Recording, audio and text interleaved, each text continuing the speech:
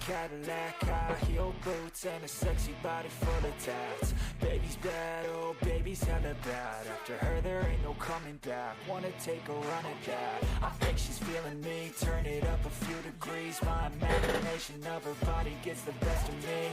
Oh gosh, she's such a tease, bitten lips, bruised knees. I'm addicted to her, need her touching me. Cause she got a bad little waist, and we tearing down this place. Off the liquor that we chase, got some egos to the face. Baby, I don't need no space, coming closer for a taste. And I'll show you how I make everything just fade away. Cause she's like sex, drugs, cocaine, body so insane. Jealous of the clothing that she wears up on a tight frame. All game, no shame, baby came here to play. I feel like an addict cause she's sex, drugs, cocaine. All right, ladies and gentlemen, welcome on in to our Super Bowl edition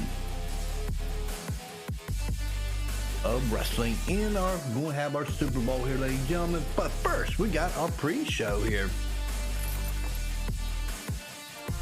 We're going to be starting off with wrestling before the first half of the Super Bowl, ladies and gentlemen. Here in Los Angeles, ladies and gentlemen, we are at a closed location here for the Super Bowl. She could get you high, all the dopamine inside triggers fast once she's naked. Her body's a creation. They say the devil made her for Get done with this match, ladies and gentlemen. We will have the first half. Then we will have our halftime show. That will be another great wrestling match. Then will be the second half of the Super Bowl.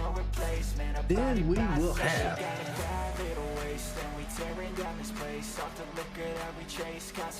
another wrestling show here, ladies. Another wrestling match. What's up there? Unknown. Welcome on in there. Go Bengals. I hope those Bengals do win too.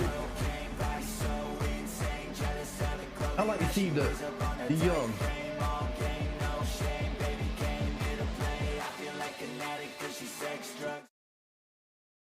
Joe Burrow go out there and win the Super Bowl on his first try, ladies and gentlemen. On his first try, I love to see that. Well, ladies and gentlemen, we got tag team action here, ladies and gentlemen. He's going to make it to the semifinals. In the women's side here, ladies and gentlemen, we got the family faction of Jim Rose and Angel versus the Twerk team of E-Girl Kirby and Sorry. Let's go to the arena, undisclosed area here in LA, ladies and gentlemen. Can't say where we're at. All these people did pay top dollar to get these seats here. They are the founding faction of Angel and our 7-time champion for the women's division. Here on Deep South Wrestling, ladies and gentlemen, that is Jim Rose.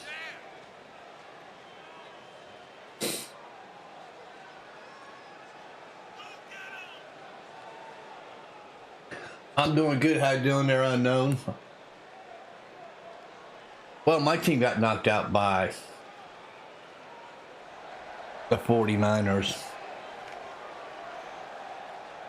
I'm going to go with Cincinnati.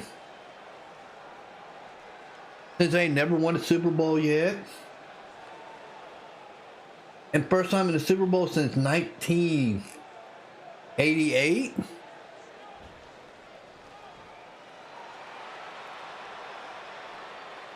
Want me to hang in there? Alright, I try to hang in there. I'm hanging. And come to the ring, ladies and gentlemen. He is a Twitch partner in the United States Women's Champion. That is Sorry.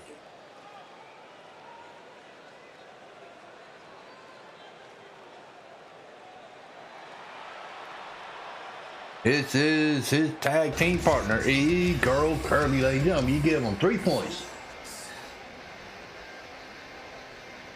You seen where that guy from Texas had put down $5 million bet on the Bengals to win?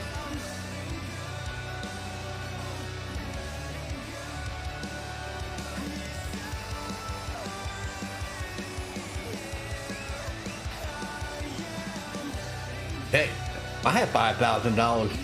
I know I wouldn't be betting on no Super Bowl like that.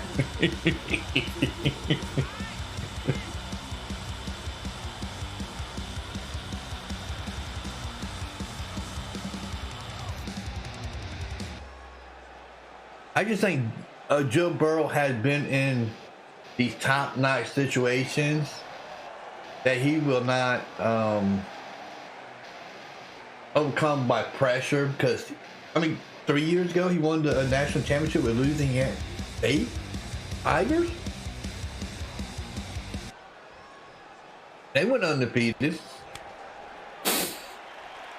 All right, look like we got Angel and Girl Kirby starting off with their team here, ladies and gentlemen.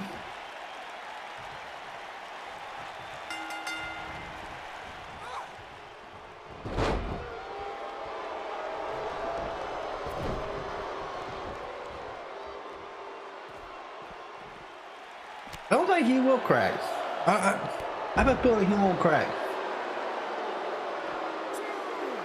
After what they did against Tennessee, Tennessee sacked them 9 times. And they still beat Tennessee in Tennessee. Then they were down against Kansas City.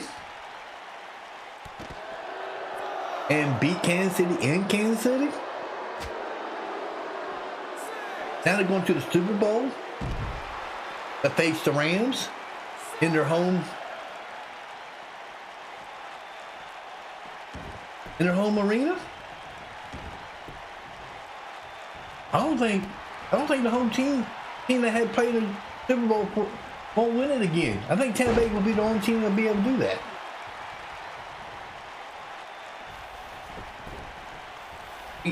The Rams are good, but the quarterback suspect. Their defense is excellent. I give them to that.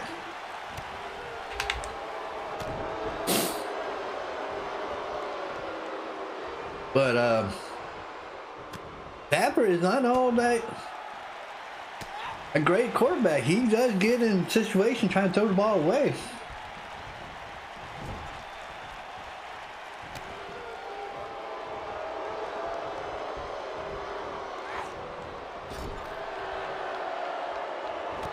I mean, it's first time where both of these quarterbacks are in this type of situation.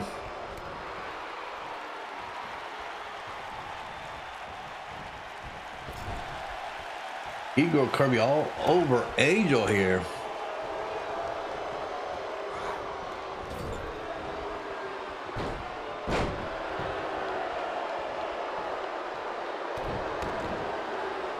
I just think if the Bengals defense could slow down the running game of the Rams, then they will have more of a chance.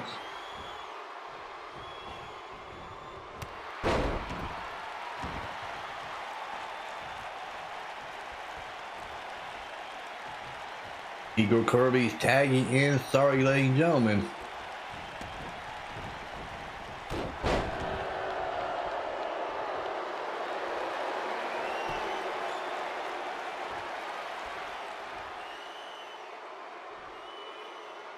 And a beautiful pump handle slam by Angel. 1, 2.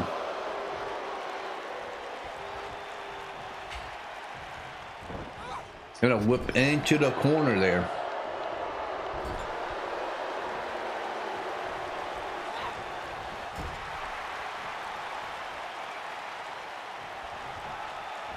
And look like E-Girl Kirby's getting ready to fly here.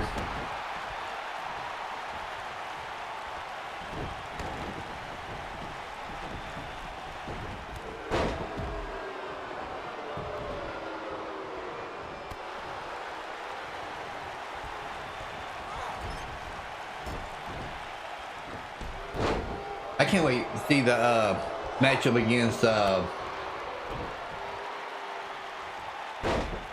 Pace and what's his name, the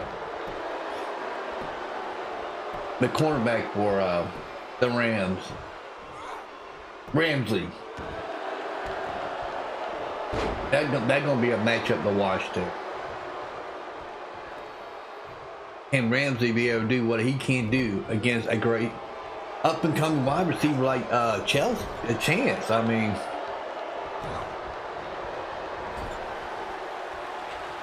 and Rose got nice back and forth here, ladies and gentlemen.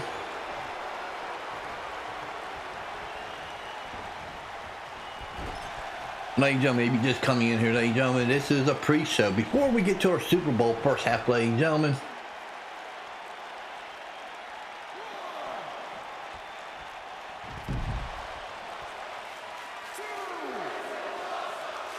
and a beautiful maneuver there by, sorry, the crowd going crazy here in LA, ladies and gentlemen. We are in LA. We are in a undisclosed.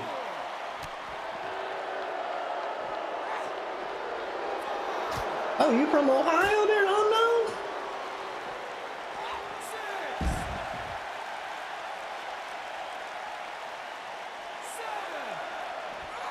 Back in the ring, they both go here, ladies and gentlemen. Look at Kirby exhausted. Tagging in Angel here, ladies and gentlemen. Born and raised.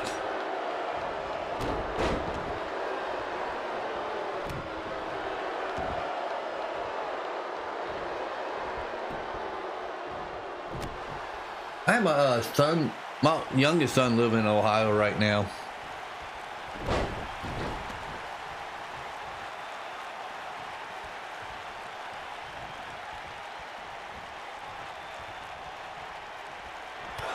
A wicked cold clothesline. Another one, my God. They're like, the Twerk team want to get to that semifinals. Be a #1 contendership for the tag team titles for this Saturday. February 19th, our pay-per-view, our lockdown pay-per-view, ladies and gentlemen. It started at 4 p.m. Eastern time.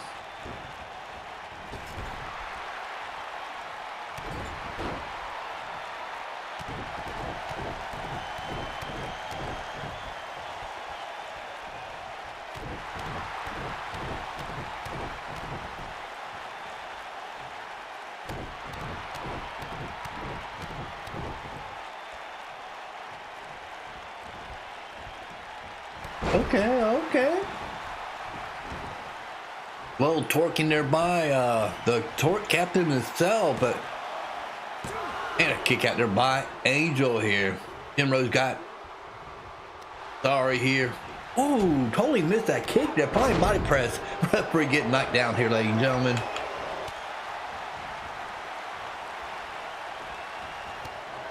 All right, the referee want to take a nap here. Lucky he have a break, because halftime matchup won't be till after the first half of the Super Bowl.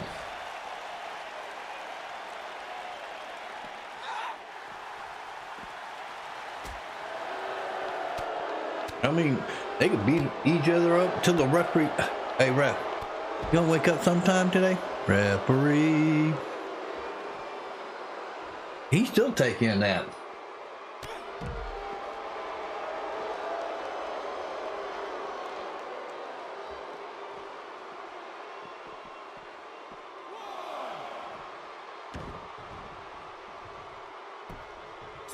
And he finally started counting. That was like a 10 count before he even started counting.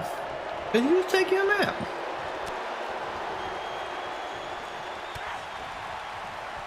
Did I hire Anthony?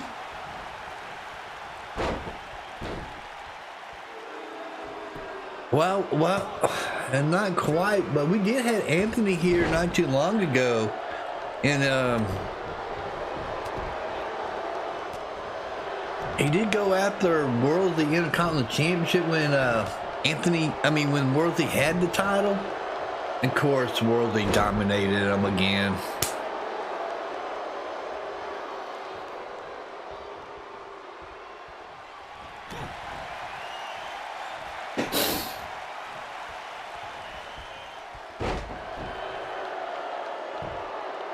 All 4 women are exhausted here, ladies and gentlemen. My God. I mean, Anthony might come back one day. I don't know.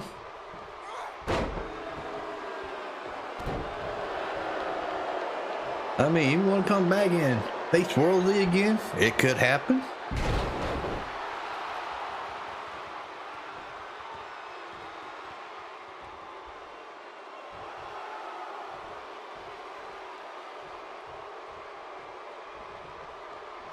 Crowd on their feet here in LA, ladies and gentlemen.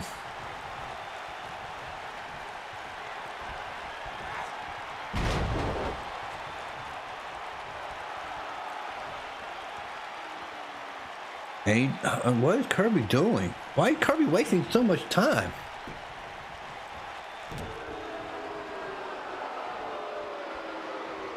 Oh, nope. And there is a beautiful hip toss there by Kirby. You know, Kirby did get trained at Reality of Wrestling down there in Houston, Texas at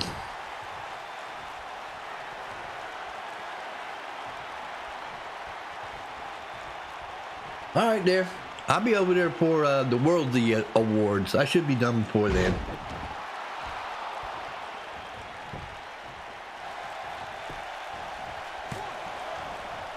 And a broke on there by Jim Rose.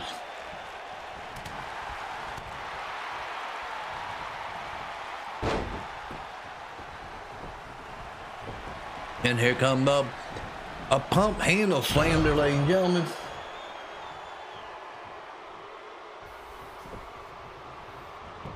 Have a good one. I tried there, I don't know.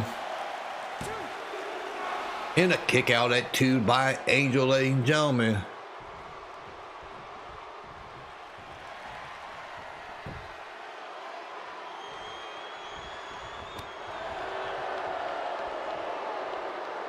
Oh, beautiful maneuver there by dang on. Angel, but nope, she got caught by a drop kick. You don't have a tag team partner to tag here, ladies and gentlemen.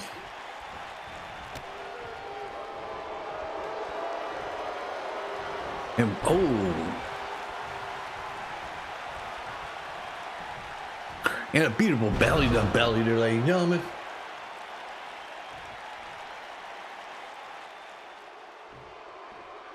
Who's here? Who's Ryan Michaels? Who?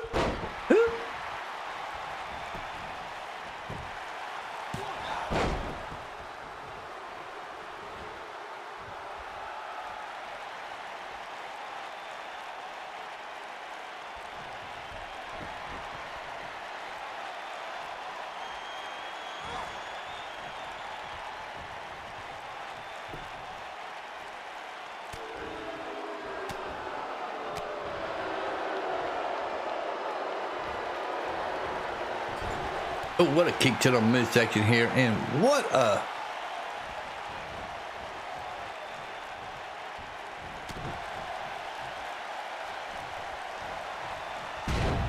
Oh, yeah, I remember.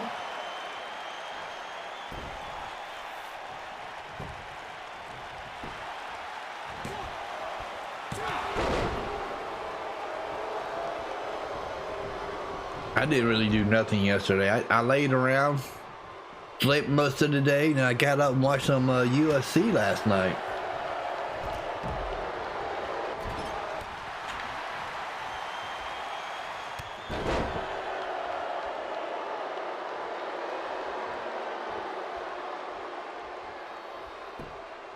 I mean, I have to do it after, sometime the day before the Super Bowl, yeah. All 4-1 are exhausted here, ladies and gentlemen.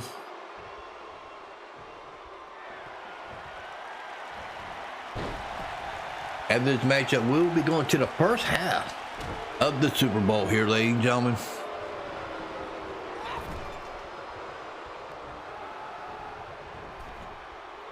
Look like Jim Rose getting ready to fly.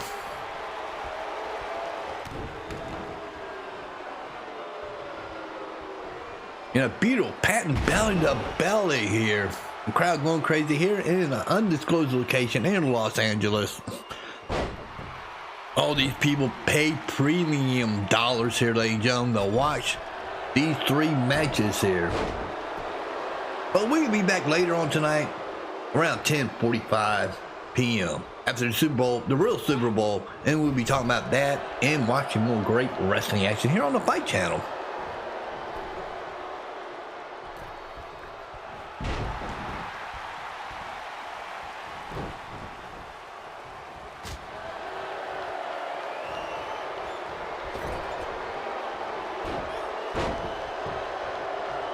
Or he might not be able to tag and get save his tag team partner here.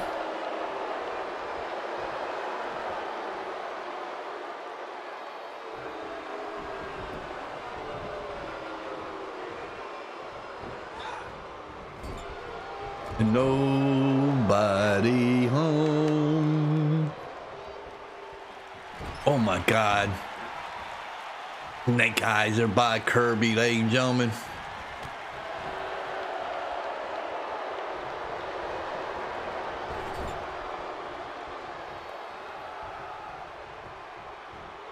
Tag team action there by the family faction, ladies and gentlemen. I know these two like to get back into that title hunt again.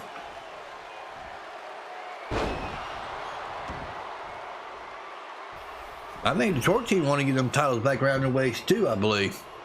Now why these four women are going at it, broken up their body. Sorry.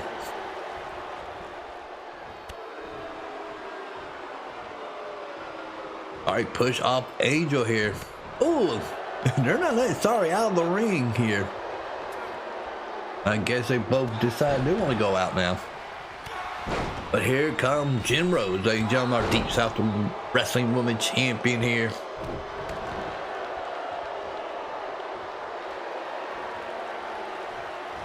Ooh, what a punch there.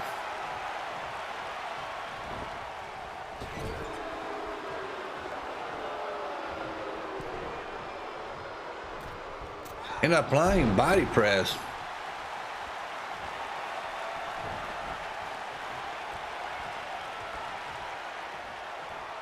And here comes the pump handle slam.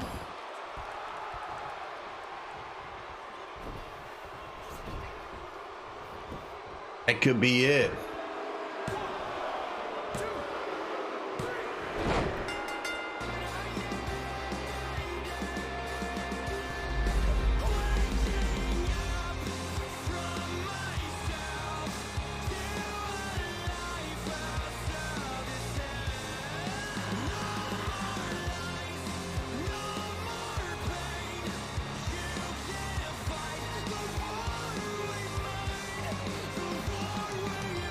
Congratulations to Angel and Jim Rose, ladies and gentlemen. They go to the semifinals under the number one contendership for the women tag team titles.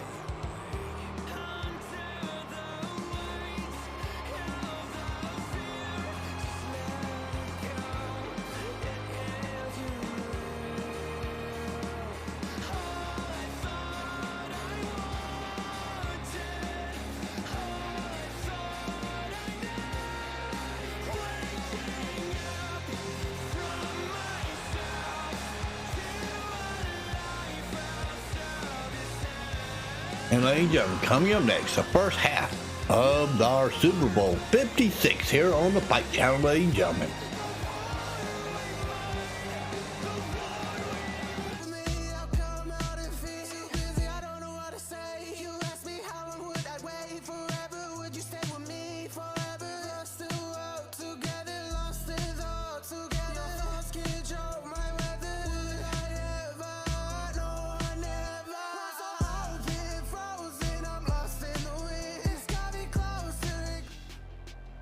Tonight, it's Madden NFL football.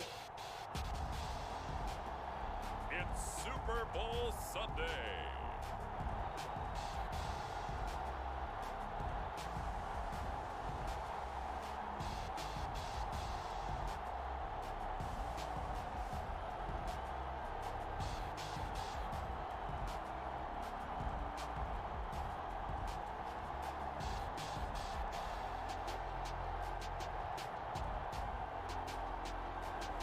We'll see Joe Burrow and the Cincinnati Bengals taking on Matthew Stafford and the Los Angeles Rams. So much has happened since the Super Bowl was last in this part of the U.S. in the early 90s. The Rams and Chargers have both returned to L.A., and they've constructed this incredible new palace for football, SoFi Stadium in Inglewood. And it will be the scene tonight for Super Bowl 56. And what a matchup we have. Tonight, it's all on the line. We play for the Lombardi Trophy, as it'll be the AFC champions Cincinnati Bengals taking on the NFC champions, the Los Angeles Rams. Brandon Gaudin joined by my good friend Charles Davis. And Charles, it was maybe the most unlikely Super Bowl run we've seen in a long time. What a story. The Bengals had not won a playoff game since January of 1991. 4-11-1 last year, 2-14 the season before that. Bottom line, though, here they are, the AFC champs. And Brandon, this is one of the more remarkable turnarounds in NFL history in recent years. In fact, most of the guys on this team weren't even born the last time they won a playoff game. Although, not that long ago, they had a stretch where they were in the playoffs seemingly every year, but couldn't win a playoff game. Now they've gotten that done. They're back in the Super Bowl. And remember, 2 Super Bowl appearances in their history. Number 16 and 23. Unfortunately, both times they ran into Joe Montana and the San Francisco 49ers. Meanwhile, the LA Rams, they are back in the Super Bowl for the second time in 4 years. Remember, they lost Super Bowl 53 to the Patriots in Atlanta 13-3. But here they are trying to be the second team in 2 years after Tampa Bay last year to win the Super Bowl in their home stadium. And we go back to that Super Bowl loss to the Patriots, and remember, they were an offensive juggernaut at that time, but only put up 3 points in that game. And they have been a little bit of a tough team to pin down over the last few years. They've had their shares of ups and downs, especially on the offensive side of the ball, but they've always had that great defense, and they're looking to ride that crew to a Super Bowl crown. And he takes this near the 25, just a little pass there, call it the 26. Here come the Bengals, and CD, of course, it's Joe Burrow out of LSU at quarterback. And he's been sensational all season long, but he saved his best work for the playoffs, leading his guys to the AFC Championship a couple of weeks ago. And now he knows what lies ahead. He's going to need to play a near-perfect 4 quarters of football to get his guys to the finish line.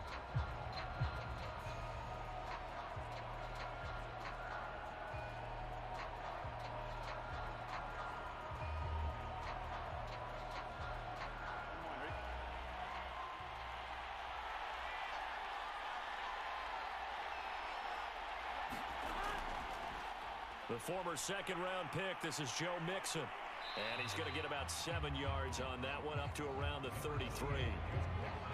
A nice run here early on. It doesn't take a great play caller to realize you want to establish a guy of his caliber with runs like this early because they will pay dividends as the game progresses.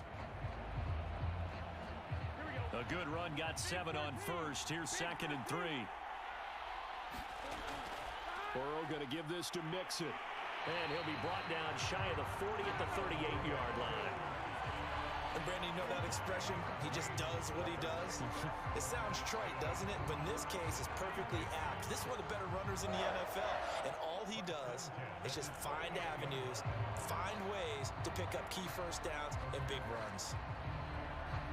So here's a 1st and 10 at the 38. Now it's Burrow. He'll drop this one down to Mixon, and he'll be stopped right at midfield. I like it, I like it, I like it. Get everyone involved in the passing game, and you know you can create those great mismatches throwing it to your guys out of the backfield. And on the first drive, that can also help establish some rhythm, right? I think so. It gets everyone involved. They feel like they're part of it, and really gets them amped up as they go forward. Mixon with a 1st down carry. And he's going to take this ahead for right around 3 yards, but no more than that. 2nd down. And it appears we've got a member of the Rams shaken up on that last play. While the training staff works on him, we'll step aside and be right back.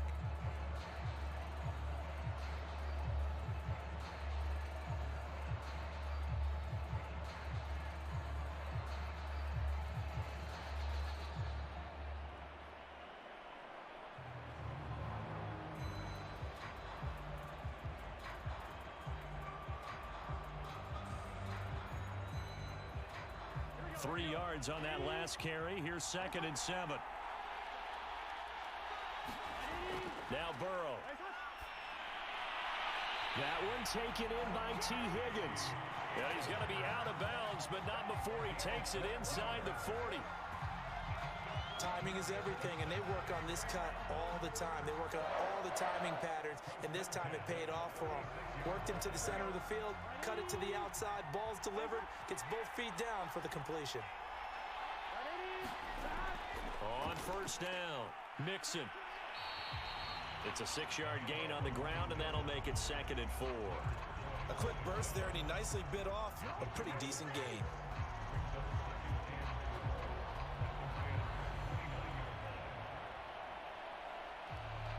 The last run got 6, now 2nd and 4. From the gun, a give to Mixon. Call it a gain of 3, but not enough to move the sticks. It'll be 3rd and about a foot or 2. Pretty good job defensively. Thought he was going to get it, but they knew where that marker was, and they stopped him just short of it. What it does is emphasize that strategic football and situational football is not just played on the offensive side, is it? Defense understanding, as you noted, where the first down marker was and making sure they didn't get there.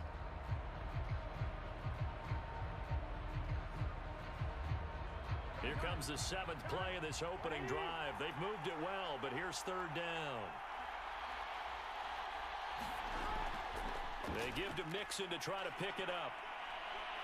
And taking it to the 15-yard line before he's brought down. Quite the opening drive march they're on right now. It looks a lot like what we saw in practice prior to the game, doesn't it? You know, because on that last big practice beforehand, you go through your offensive script, you go through your play calling, you go through all the stuff and establish things, and it looks like it's going like clockwork right now for them.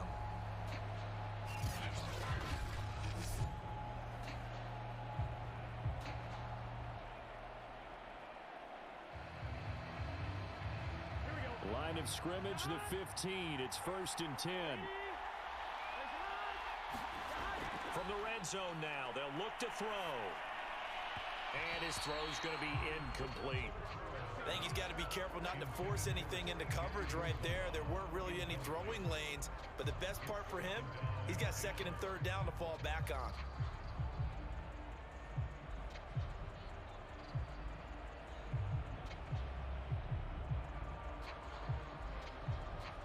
Second and 10.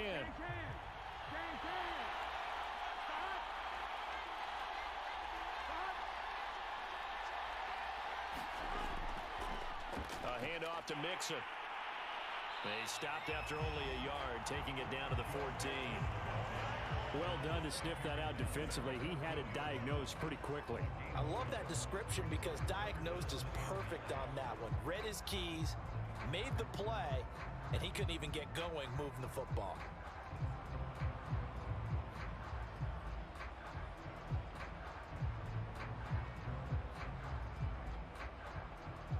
It's been a pretty long opening drive. This will be play number 11 coming up on 3rd down.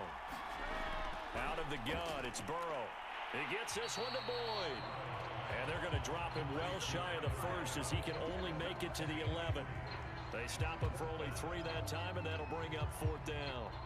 Well, we hear so often how tackling has become almost a lost art in the NFL game, but it's so important to tackle well on these receivers, especially in a play like this one. 3rd down, they gave him the underneath stuff. You got to go and make the tackle right away.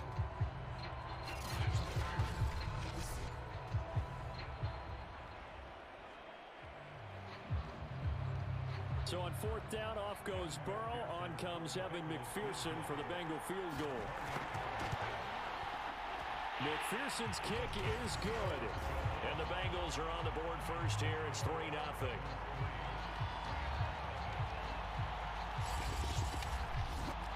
3 points, probably not going to win this Super Bowl, but at least she gets something on the opening drive. And it's certainly not going to lose it. So the bottom line is, come away with the points now, come back and get greedy later, and try and put it in the end zone.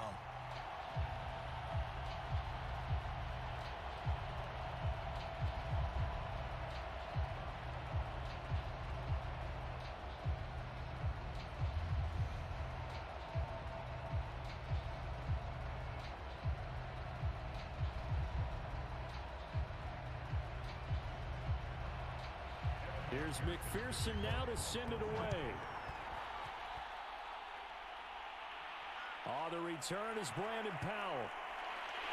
And he'll take it up past the 25 to the 26-yard line. So out come the Rams now for their first possession.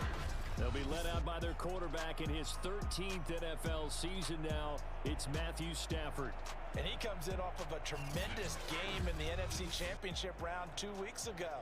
This has been a team all season long that's really taken their identity from their quarterback, and he's been very vocal in the days leading up to this game that he believes that this is their time, and he's going to do all he can to will them to a Super Bowl win.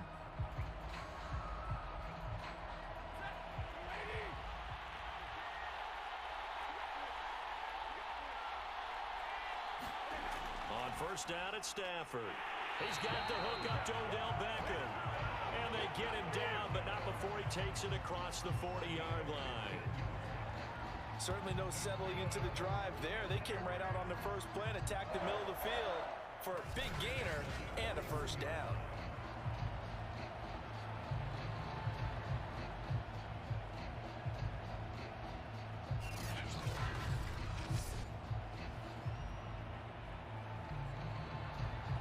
One play has him up past the 40 already, and another 1st and 10. Now it's Stafford. Quickly into the hands of Beckham. And he'll be taken down across the 50 at the 45 in enemy territory.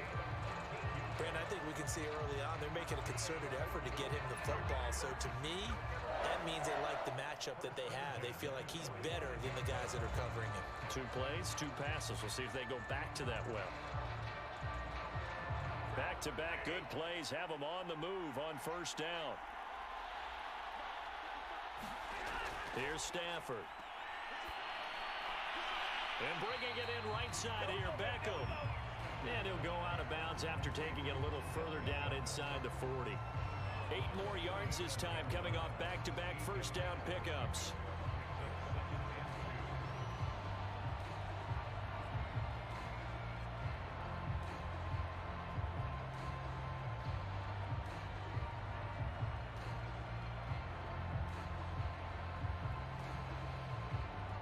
Only needing 2 yards on second down.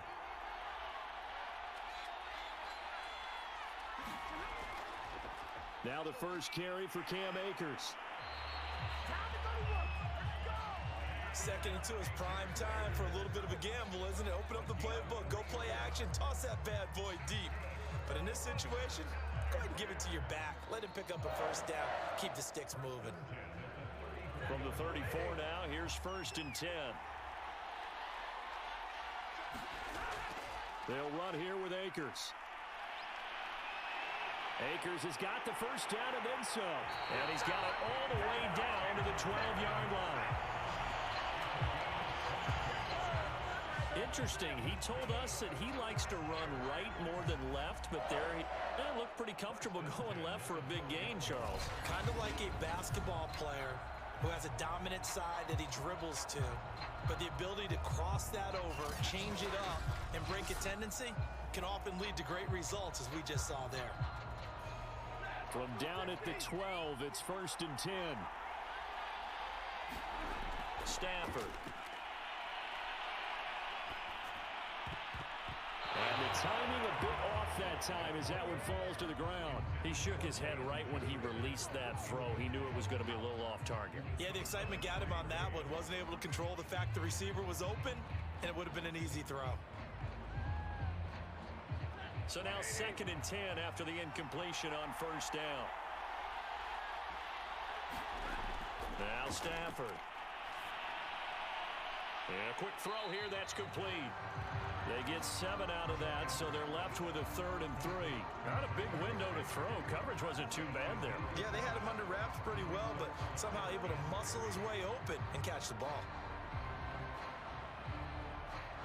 7th play of the drive now as they come up on a 3rd and 3. To throw is Stafford. And he's got it. That's caught for a Ram touchdown. With a first touchdown of this Super Bowl and a long one at that. And the Rams have taken the lead. There was no going through the progressions on that touchdown pass. Yeah, nor was it necessary. His receiver won that route early, presented himself. No reason to wait. Go ahead and put it on him and score a touchdown. Matt Gay on for the extra point.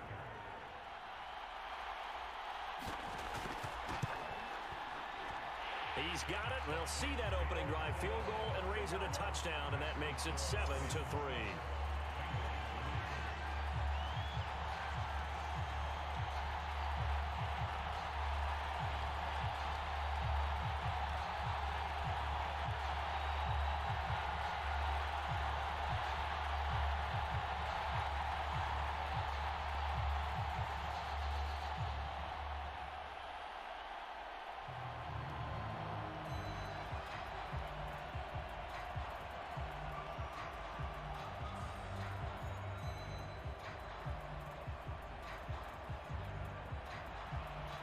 After the touchdown, it's Gay to kick this one away.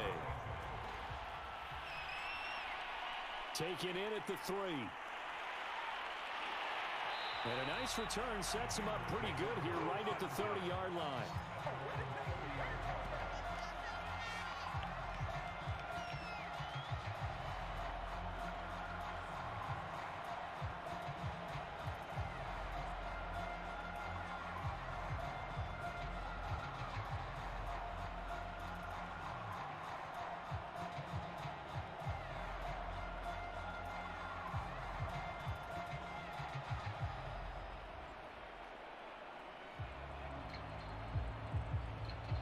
The Bengals drive about to get going. They trail early on in this Super Bowl as they come up 1st and 10.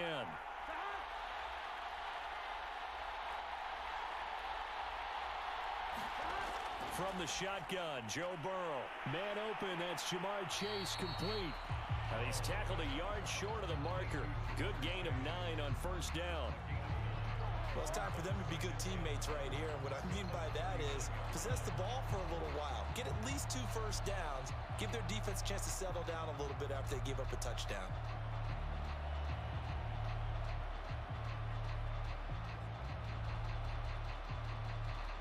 They'll come up now on 2nd and a yard.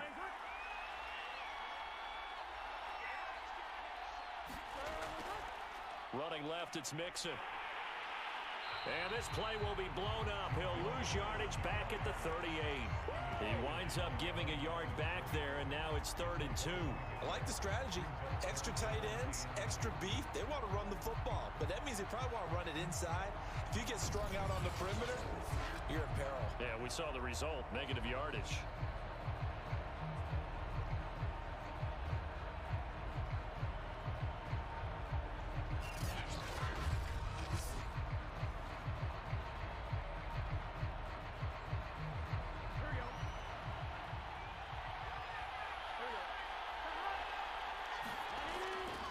On 3rd down, Mixon.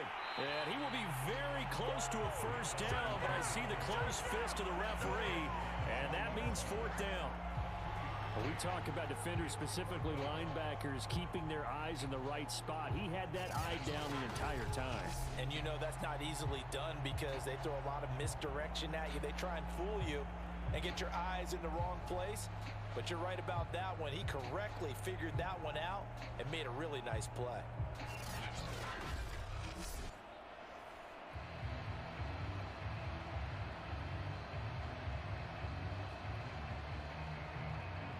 So on 4th down, on comes the left-footed punter, Kevin Huber, to punt it away. Back deep, Brandon Powell. Fair catch called. It's taken in right at the 20-yard line. 36 yards on the punt with no return.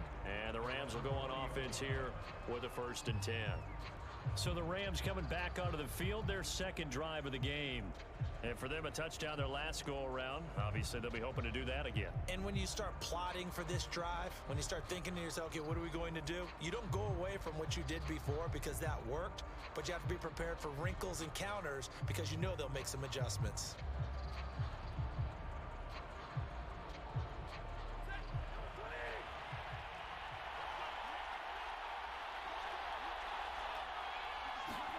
On 1st down, Stafford here.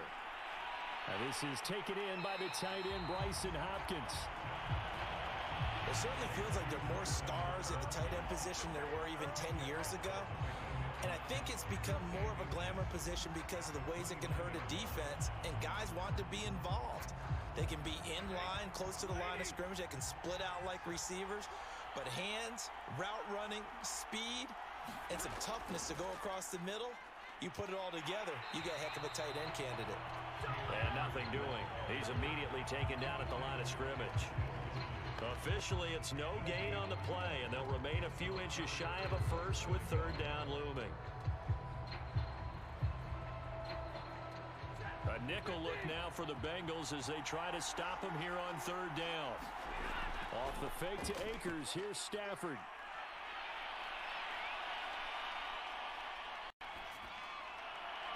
It's incomplete. Took a shot, couldn't connect. And this is what you wanted to see from a defense. Give up an opening drive touchdown, that's fine. But how about them going back out there, recommitting themselves to the task at hand, and forcing a 3-and-out and giving the ball back to their offense? So on fourth down, here's Johnny Hecker to punt it away.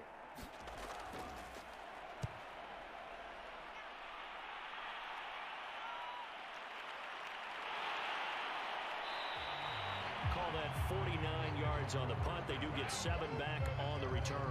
And the Bengals will take over here first and 10.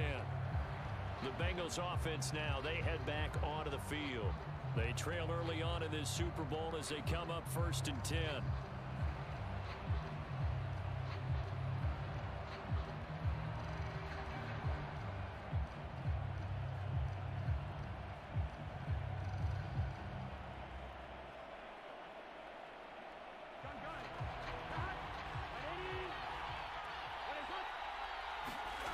Burrow will throw. Being chased out left. And he's out of bounds, able to take this one up to the 35. That was an excellent job of recognizing the situation. His first read wasn't there. Heck, his second read wasn't there. But he bought himself a little extra time scrambling out of the pocket, got to the sticks, and picked up the first down.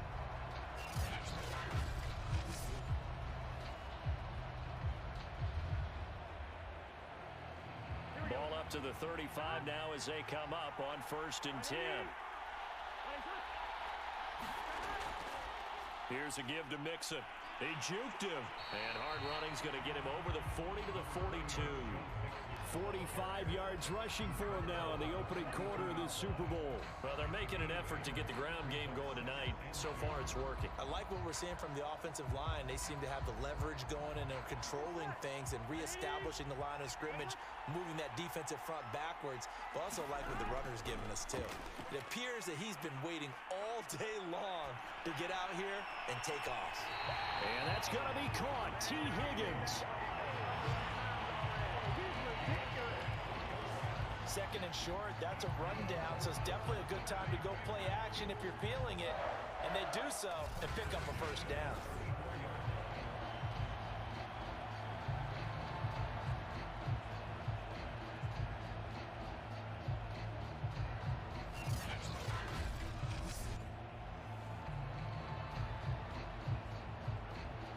So from Rams territory now, it's first and 10 at the 34.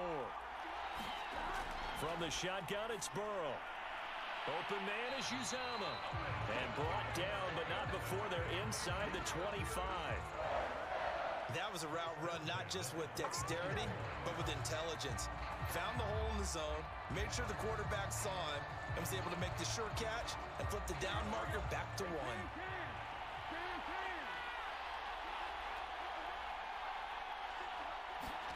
Now Burrow on first down. Oh, that's into a double team, and it's intercepted. Picked off by Jalen Ramsey. And he'll take it across midfield to the 46-yard line. Well, this had trouble written all over from the start. He's got 2 extra defensive backs in the game he's got to deal with. They're in a dime set. So everywhere he's looking, he's seeing a different color jersey. And sure enough, this one winds up being intercepted. L.A. readies for its next possession. Well, what do you think? You get the ball off the turnover near the middle of the field. You take a shot here in the first play? You know I'm big on that. I love when I have great field position. After a turnover, I feel like I might have a little bit off balance. I prefer to take a shot, but a lot of coaches will tell you You only do it if you trust the guy who's got the football in his hands. Meaning, if it's not there, he won't force it downfield and maybe turn into an interception. He'll go to the check down, go to a second option, and go ahead and take the play that's in front of him. They'll run on first down with Akers. And able to break one tackle, but then quickly brought down. But a nice little gain. On any explosive run, you can almost feel the ground shaking, and that's from the offensive linemen creating space for their runners.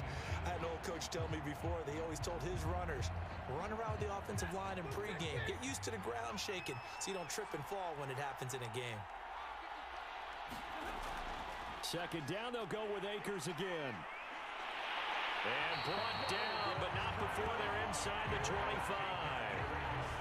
Well, they're making a real first-quarter statement with a run game, no doubt. For those who remember old-school football, running it, establishing things, seeing backs find holes, get through them, they've got to like what they're seeing from this unit so far.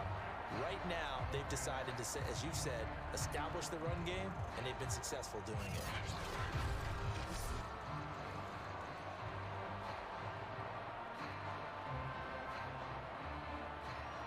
Back-to-back good plays have them on the move on first down. Here's Stafford. And his throw is incomplete. Just a little beyond the reach there of his receiver. That's probably one he wishes he had back. He wishes it had been 7-on-7 in practice, or maybe even routes versus air, because that's a completion he makes, 9.9 times out of 10? Just missed that one. After the incomplete pass, here now is 2nd and 10. Play action, Stafford. And it's complete. He's got it in the end zone. Touchdown, Rams. Odell Beckham there to make the grab. And the Rams will add to their first quarter lead here in this Super Bowl. And he's a little bit on the shorter side as a receiver. Maybe sometimes for the defense, tough to find the little guys, right? Yeah, sometimes they get lost in the traffic, but usually what it means is that rather than just winning with height or even speed, they use their quickness to find a way to get open. Well, tall, short, wide, skinny, whatever, there it results in a touchdown. And we remember, of course, all scoring plays need to be verified upstairs. And I think they're going to at least take a look at this. They're taking a peek at whether or not those feet were in bounds, and obviously a big call here in the end zone. And not just the feet. How about the hands? How's the ball possessed while the feet are hopefully getting down in bounds? That's what they're trying to look at to see if it all comes together.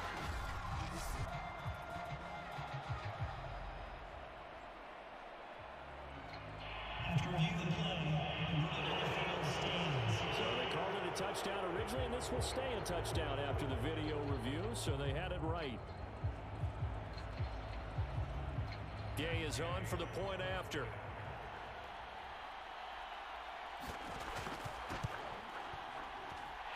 And this one's right through to make it a 14-3 ball game. Just a 4-play drive that time. And it winds up with a touchdown for Los Angeles.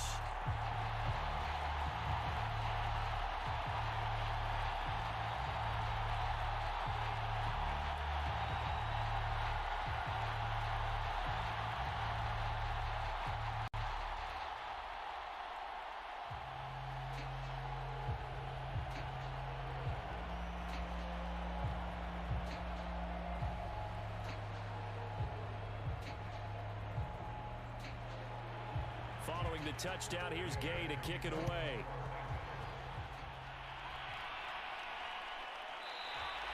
And no effort to bring this one out. It's a touchback. Now the Cincinnati offense ready to see what they can do here. And there are parts of their last drive they'd like to emulate. And, of course, they'd like to forget the ending, the interception. But they did put together, Charles, a nice sustained drive to get him down the field. Yeah, and unfortunately for them, the only thing that matters is part two, right? Because once they threw the interception and finished off the drive, that does them no good to go back and say, well, you know, we had a good one going. Finish things off. That's the only way you can get it done. Burrow going to lead up the Bengals here 1st and 10 at their 25-yard line. He'll hand it off here. This is Mixon. 54 yards rushing for him now as he has gotten the night off to a hot start. You often say that sort of opens the playbook now, second and short. What do you think, early shot here? I like where you're going. Obviously, we've been together for a while because you know me. I want to take that shot early and loosen things up. The previous run, good for 9.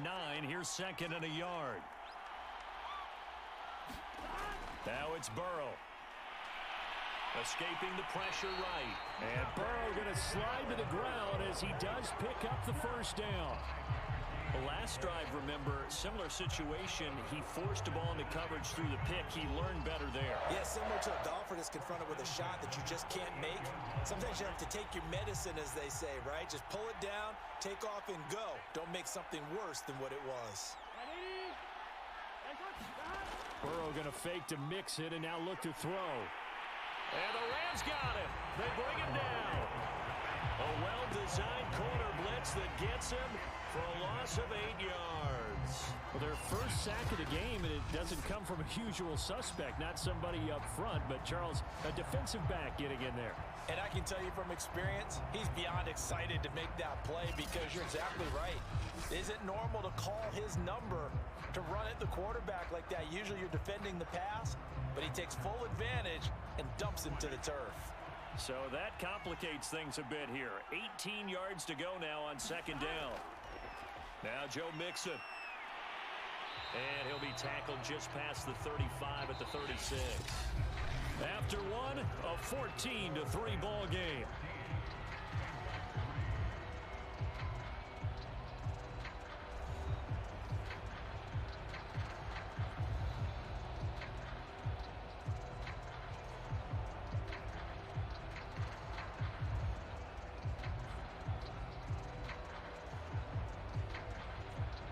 Bengals on third down. Just 1 for 3 thus far. This is third down and 12. Here's Burrow. He completes it to Boyd. Now after that last play, there's a Bengal down on the field. We'll check on his status when we get back.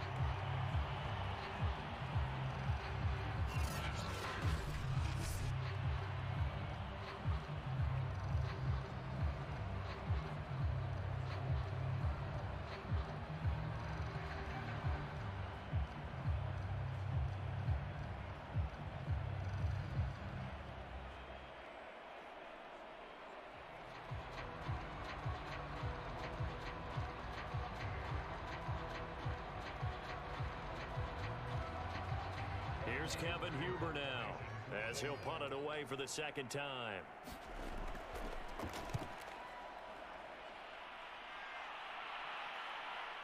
On the return is Powell. And he gets it here to right around the 24 before he's out of bounds. They'll call this a 41-yard punt, 7 on the return. And the offense will take over with a new set of downs. Cam Akers and the Rams offense ready to go back to work.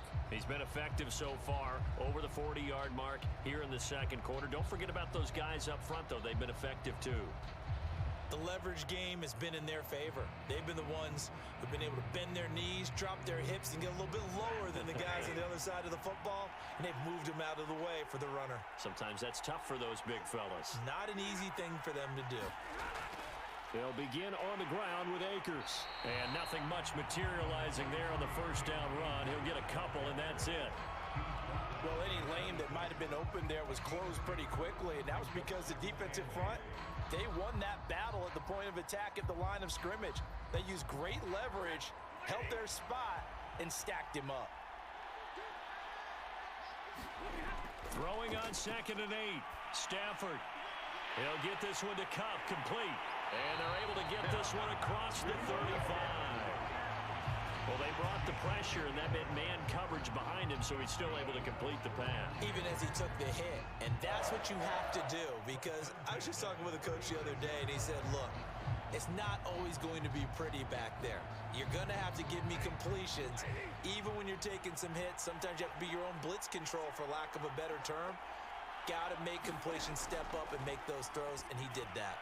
Meanwhile, Stafford's throw complete there to Beckham. A gain of 6 there on first.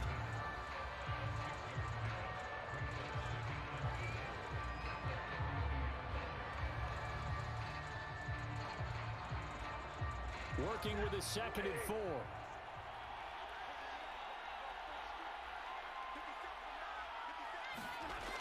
Stafford going to give this to Akers. And he'll get it out a couple yards shy of midfield at the 48. 58 yards rushing for him now in the first half of this Super Bowl. So many teams want to throw the ball in this situation nowadays, but I love watching a team that has enough confidence to go ahead and run the football. In that situation, that's almost a tendency breaker. 2 first downs have him up near midfield now on 1st and 10. They'll run this with Akers. And just no chance of turning the corner. He can only get back to the line of scrimmage. 2nd and 10 coming up. This defense could use a few more plays like that right now. It certainly could, but think about it from an offense's perspective right now. They've got a lead, but they don't want to throttle down too much and stall themselves. Still want to move at a nice pace. Now Stafford. The Bengal pressure gets him that time. Down he goes. Sam Hubbard making his presence felt in the backfield. Well, that's what they have to do more of defensively, not just getting sacks, but they have to keep getting in his face, not let him get his feet set and deliver. He's been carving them up previously. Yeah, already has a couple of touchdown passes. About time they put a few grass stains on that jersey.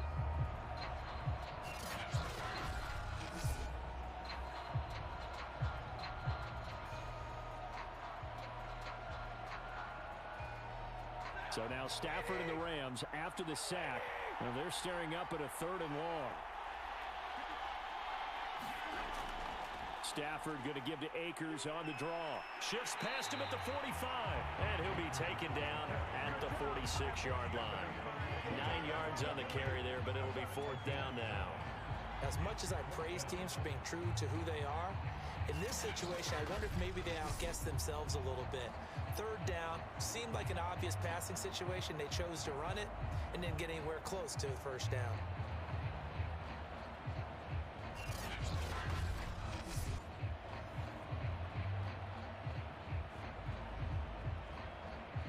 Here's Johnny Hecker now as he'll kick it away for the 2nd time.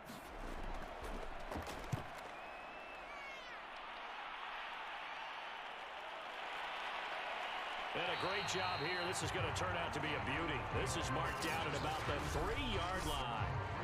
That is how you flip field position. That's an absolute bomb of a punt. Downs it inside the 5-yard line. Absolutely ideal. From that position, you're hoping to get it down inside the 15, inside the 5. Superb.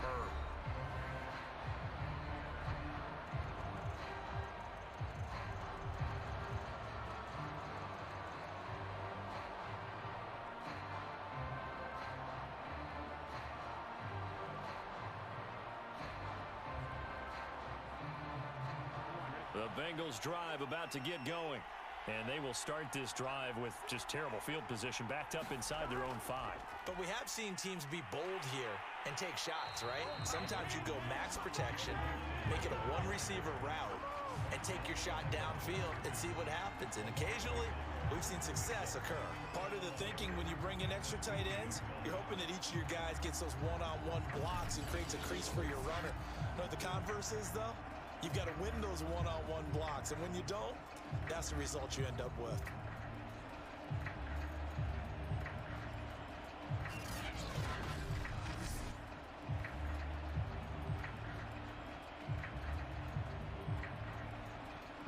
After the loss to start out, here's 2nd and 11. Burrow from his own end zone. That's caught by the tight end, Drew Sample. They'll wind up getting 10 back as that sets them up for 3rd down. How about the timing on that one, where they were in sync, weren't they? 3-step drop, balls out of his hands, right to the tight end. Nice completion, just like they do it in practice.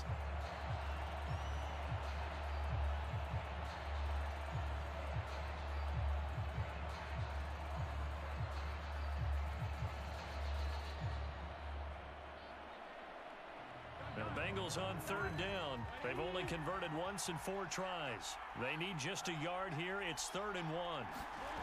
Burrow looking to pass. Got a man. It's Chase. He completes it. And he is going to have a Bengals 1st down as they're able to get the 3rd down conversion. Yeah, these are the types of plays they're going to need to hit on if they're going to get back into this game. It hasn't been the greatest of first halves, but this is a nice throw here on third down, and they keep the drive going.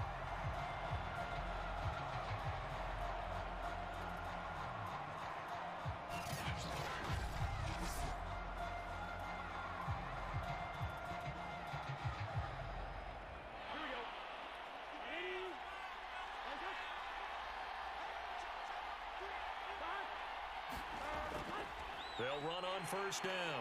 Mixon, and he's going to take this ahead for right around 3 yards, but no more than that. Second down.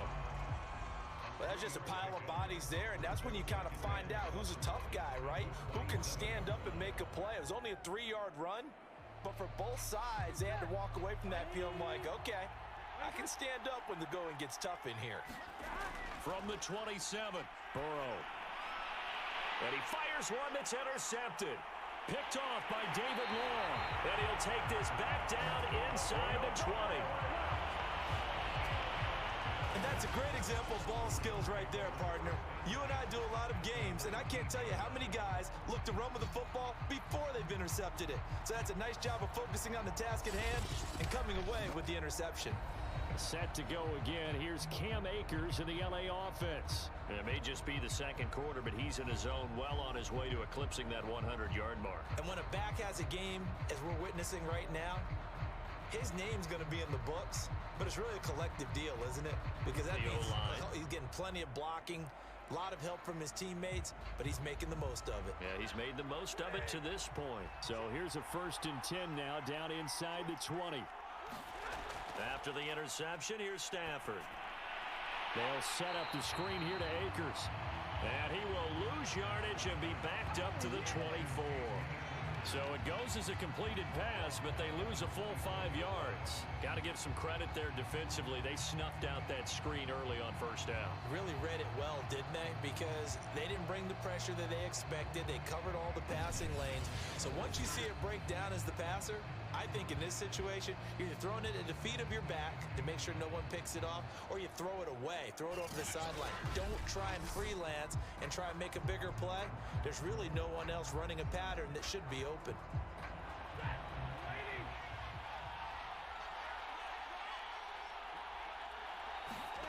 Looking to throw again on second down. Stafford. That's going to be caught. And he's brought down after a very nice gain. And remember, this drive started off following the turnover, and they've taken no time working their way down the short field. A nice connection there, and now they're looking at a 1st and goal.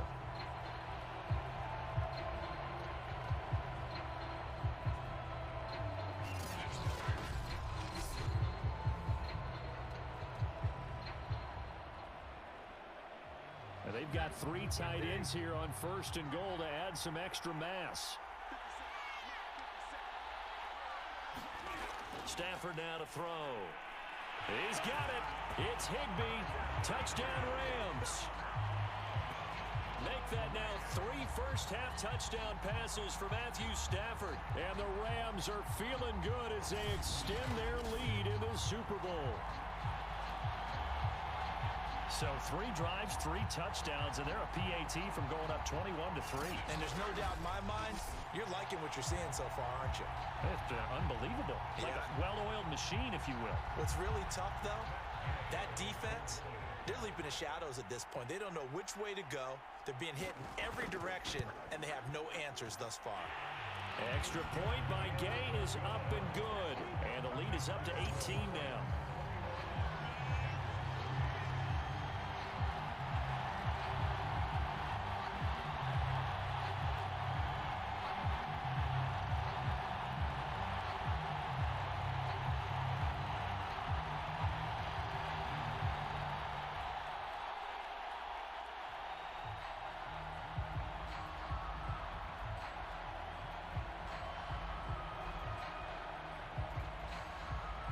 After the touchdown, it's Gay to kick this one away.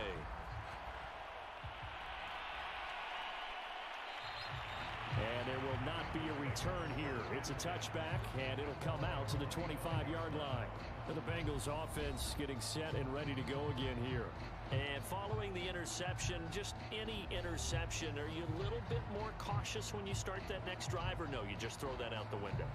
I think you are. I don't think that there's any way you can run back out there and go, totally didn't affect me. Let's just go ahead and be loose with the football again. You're going to take care of it, but you have to be careful about being too cautious because now you can't run any offense at all. Still want to attack. We'll see how they attack them here. Here's Joe Mixon as they start on the ground. And he can only manage to get a couple. 2nd and 8 coming up.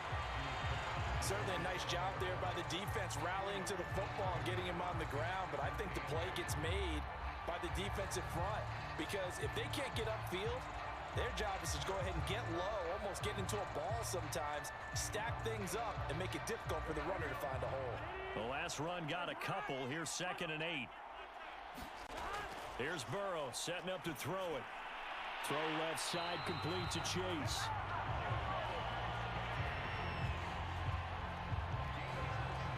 When you're struggling on offense, you're looking for anything possible to get you going.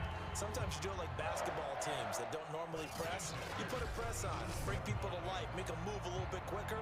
Maybe that'll help them as they head towards the half. Line of scrimmage, the 37 on 1st and 10. They're passing here, Joe Burrow. That one almost intercepted, but it's incomplete. Not a good throw there, and it'll be 2nd down.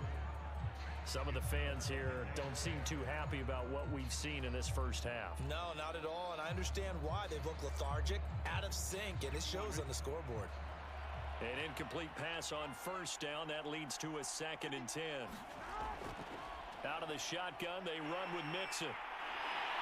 And he gets this one to midfield before he's brought down. 77 yards for him on the ground so far tonight as he has been terrific in this first half. Exactly what they needed right there because they needed to use the ground game to take some pressure off because the quarterback's been struggling a little bit.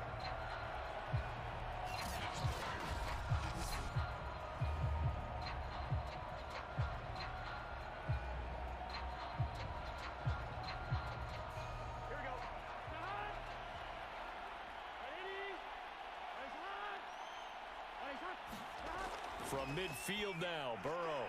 He finds his man, complete. It's I believe it's do or die for the Bengals to score here, ladies and gentlemen, down 21-3 here. Now that's the kind of big play you'd like to see. This first half, it hasn't gone their way, and they could use a shot in the arm, something to perk them up a bit. And they get one here in the passing game.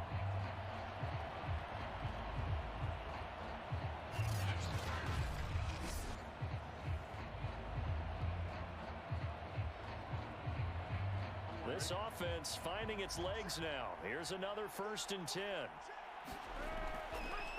Now Mixon. He'll be dropped at the 25 after a gain of 6. That's a strong pickup right there on 1st down. And as this drive goes on, we're seeing an offensive line and running game imposing its will. 6 yards on that last play. Here's 2nd and 4. They'll set up to throw. And his throw is going to be incomplete. Let's face it, if you want to get back into the game, these are the kind of throws you got to hit. He's wide open right there. Got to be able to get it to him, don't you think? And those are the throws that haven't been available to them every time he's dropped a pass. Yeah, that's a big miss. Now, the Bengals on 3rd down, 2 for 5 to this point. This is 3rd and 4.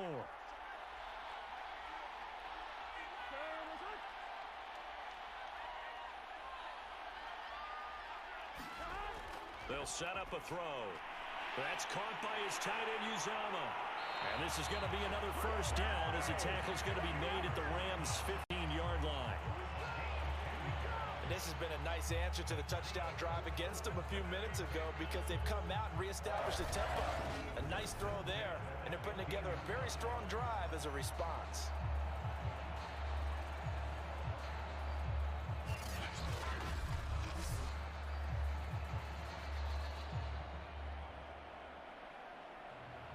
Line of scrimmage, the 15. It's 1st and 10.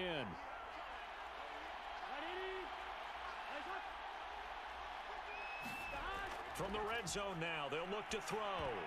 And a dangerous throw there as that's knocked down and incomplete. Quarterbacks work all the time on manipulating a defense with their eyes and their head movement. In this case, he just stared the receiver down. That allowed for excellent coverage, able to knock that one away. Here's 2nd and 10.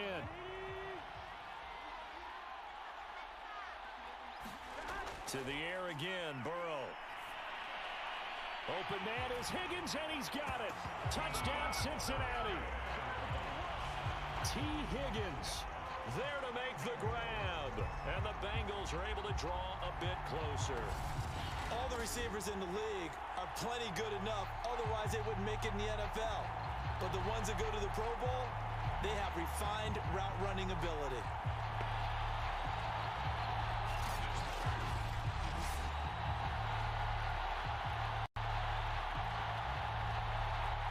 Evan McPherson for the extra point.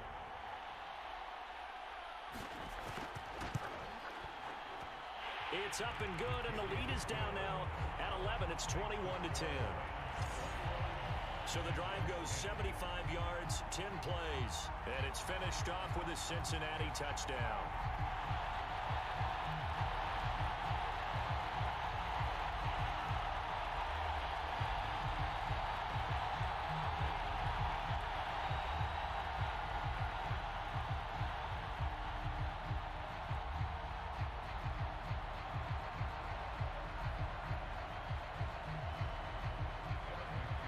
So after the made field goal, here's McPherson to send this one away. On the return is Powell. And they'll get him down inside. But can the Bengals defense be able to hold the Rams here, ladies and gentlemen? Stafford and the rest of the Rams offense set to take over once more. And a trio of touchdown passes so far. They've got the lead as well. All is good in their football world at this point. And it's so much fun for our colleagues, right? Think about our producer, our director, everyone putting together these shots. Wouldn't you love to be in the truck right now and hear him calling for it? Give me that one, give me that one, give me that one. And we just saw 3 beautiful touchdown passes. Now he's looking for 4.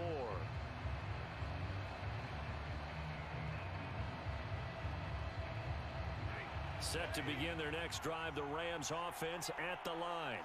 After the long touchdown drive we just saw, you wonder if maybe that's taken a little of the wind out of this offense's sails, because they had it going pretty good last time too. Had to sit over there for a little while, didn't they? You know, they were eager, amped up to get back on the field after just scoring, hoping to get the ball back quickly. That didn't happen, so I'd say come out, just kind of get started again. You know, it doesn't have to be anything dramatic. Just get moving, get loose again, and see if they can get it downfield. Here's a run with Akers on 2nd down. And he'll be brought down right around the 37. Muscle damage has been done through the air. I mean, they've rung the bell 3 times with passing touchdowns, but guess what? Ground game has not been neglected. Nice little burst right there. Line of scrimmage, the 37 on 1st and 10. Throwing is Stafford. And this throw a bit late as he couldn't reach back for it. That is the first time that they've targeted him that he has not come down with a catch. He's caught everything that's been thrown his way. A dominant pass receiver that can break down any defense, because when he's doing that kind of work, it really hurts you on the back end. And even though it's an incompletion there, I think they're going back to that well. Back to the air. Stafford on 2nd down. That's into the hands of Akers, complete. And this will be stopped at the 44. That one good for 7 yards. That's a nice design there, but sometimes, though, you get so many blockers out ahead of you, they kind of slow you down and force you to adjust. You always appreciate guys trying to help you, but maybe one less there could have turned this into a bigger gain. The Rams on 3rd down, just 1 for 3 thus far. This time it's 3rd and 3. They'll try and run for this with Akers. They push forward, but I don't think it's enough. He's going to be about a yard short. Give him a couple on the run as it brings up the 4th down. And the big fella stuffed that one up in a big way. I think doubling him has to be a priority, because you can't move up to the next level if you don't take care of him first.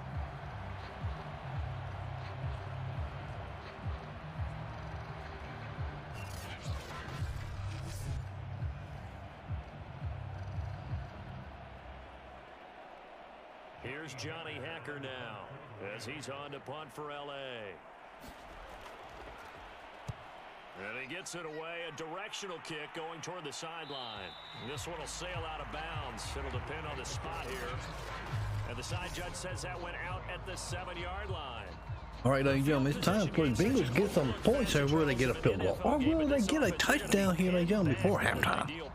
An ideal punt, and it leads to that term complementary football.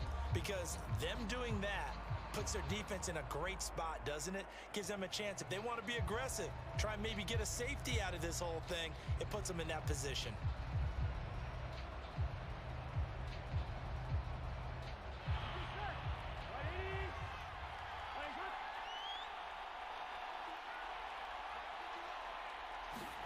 On 1st and 10, Joe Burrow dumps it off to Mixon. So he stopped for no gain. And that'll make it 2nd and 10. As a defense, you're more balanced when you're in zone coverage because you're able to keep your eyes on the quarterback and see the play develop in front of you. You're able to keep the quick pass in front of them and stop it right at the line of scrimmage. 2 minutes on the clock in the 2nd quarter of this Super Bowl.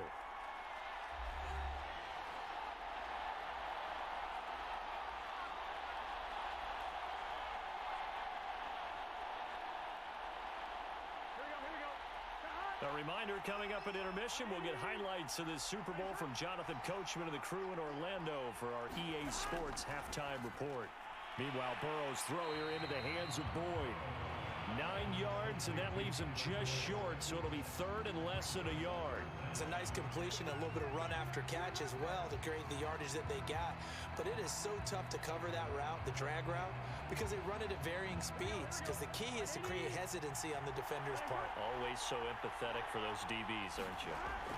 Burrow on 3rd down. Quick slant caught by Chase. And he's going to have the Bengals 1st down as they're able to get the 3rd down conversion.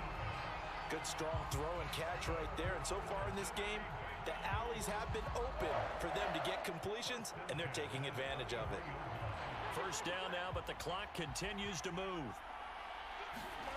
Now Burrow. He gets this one to Boyd. 5 yards on the catch there, brings up 2nd down. Now the Bengals going to use the first of their timeouts as they'll stop it with just over a minute to go before halftime.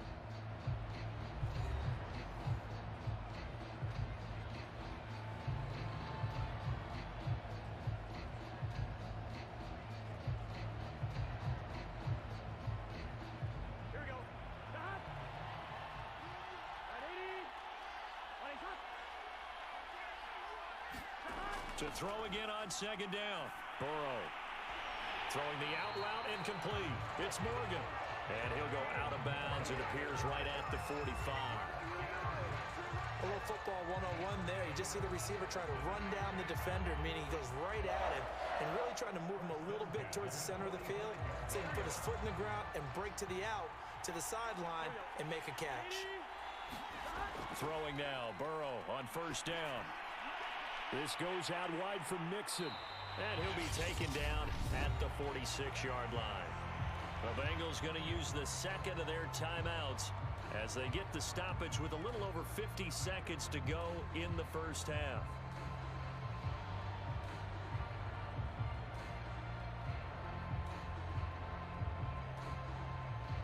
Here's 2nd and 9.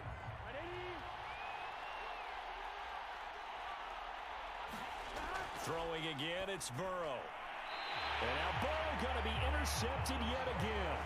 Picked up by Jalen Ramsey. And that now 2 interceptions thrown in the 2nd quarter. And you know, a lot of people look at these guys and they think to themselves that maybe, possibly, they're still thinking about the first one. And they probably are. I think in this case, he's just trying to atone for the first interception. Tried a little bit too hard, maybe forced it a bit, and instead created a 2nd one.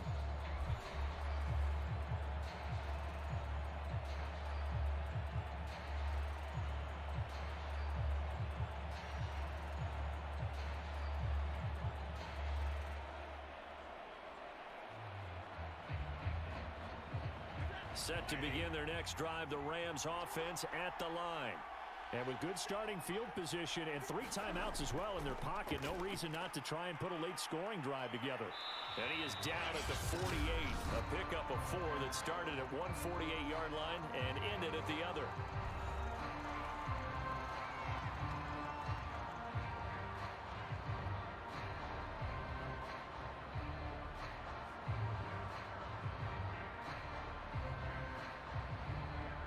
Coming up on a 2nd and 6.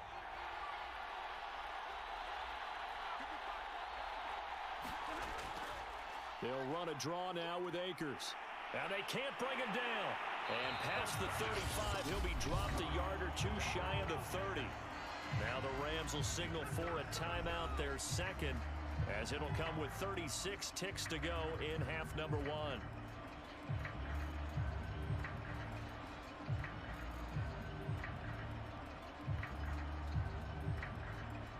From the 32 now, here's 1st and 10. Stafford. That's out to the flat for Akers. And he's going to get this down near the 20-yard line.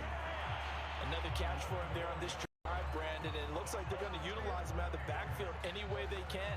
And that time they pick up a 1st down. So now on defense, do you assign a man to him and try and cover before he gets going? Now a 1st down throw. Stafford. It's caught by OBJ. And they'll burn the timeout with 5 seconds left. A chance to try to add 3 points before heading to the locker room.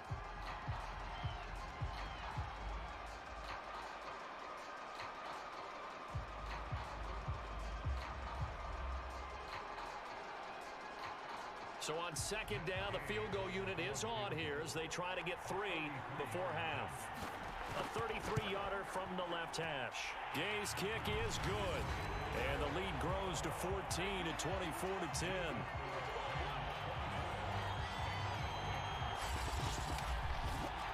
So the turnover leads to points as they add 3 there.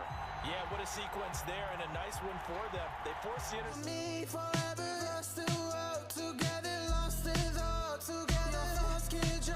All right, ladies and gentlemen, we're at halftime. 24-10, the Rams, ladies and gentlemen. Instead of we being like the Super Bowl having a concert, ladies and gentlemen, we are having more great wrestling coming your way here, ladies and gentlemen. Are you ready for this matchup here? Let's find out who's up next here, ladies and gentlemen.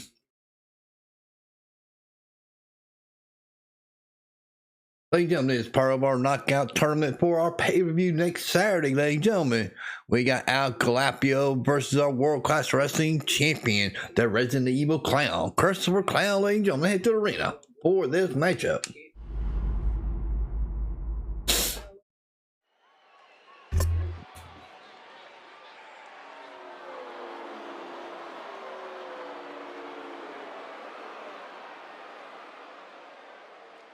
And coming to the ring, he's one half of the Mexican Mafia.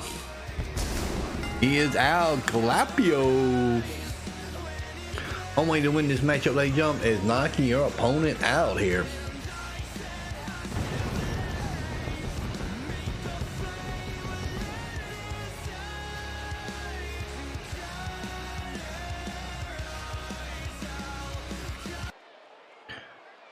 And come to the ring next, ladies and gentlemen, he is a world-class wrestling champion. He is a Resident Evil Clown, ladies and gentlemen.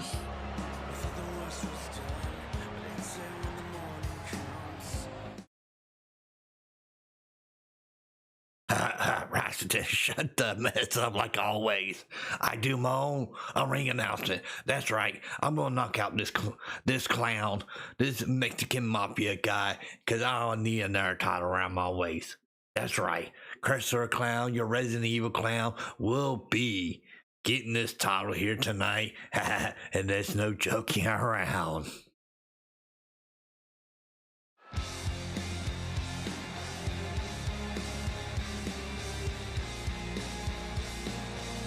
Well, I'm sorry. I have nothing to say here, ladies and gentlemen. He put me in my place, I guess.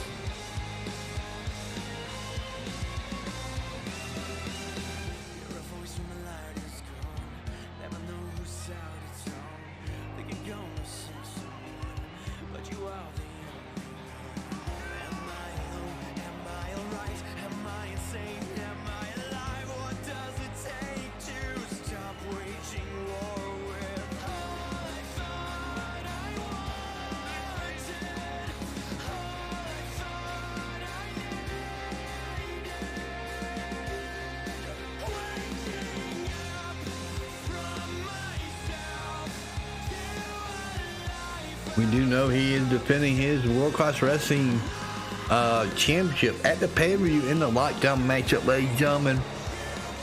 He will be facing 5 other competitors in that one, ladies and gentlemen. We'll be able to retain that title.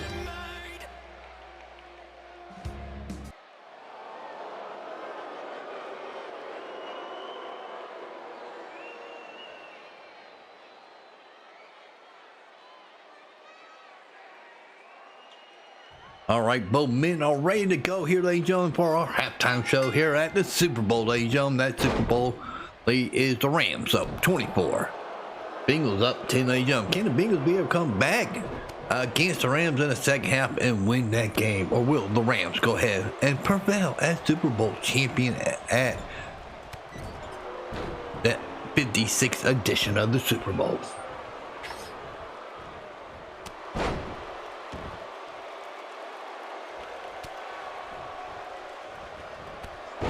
It looks like Gaupo is trying to knock out the World Class Wrestling champion here.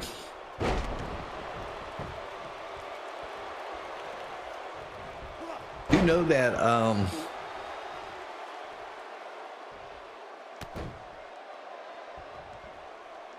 Anthony Wolf is watching on here, ladies and gentlemen.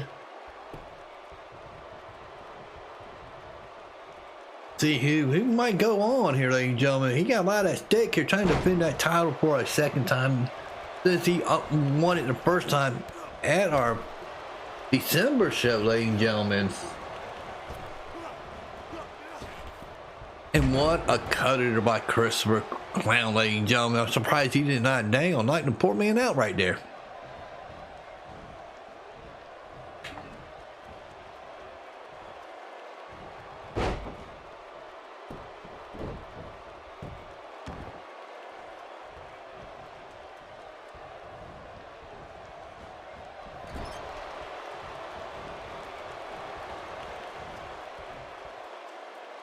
I'm gonna work over that wrist and arm of the Mexican Mafia guy there.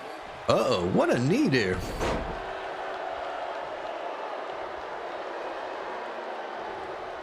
And I whoop into the corner and oh my God. What a caught in the corner and slammed him hard there. It busts open the Mexican Mafia El Galapio there, ladies and gentlemen. Under that mask, he is bleeding there.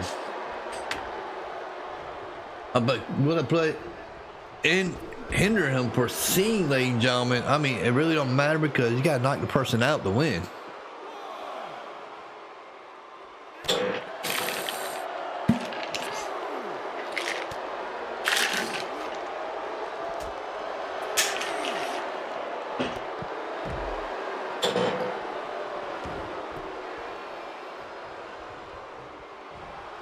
He's telling him to get up, ladies and gentlemen.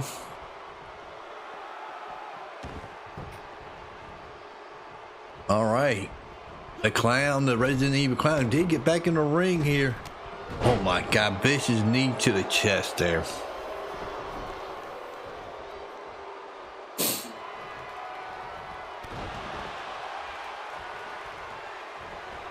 And a push off there, ladies and gentlemen. Nicely done there.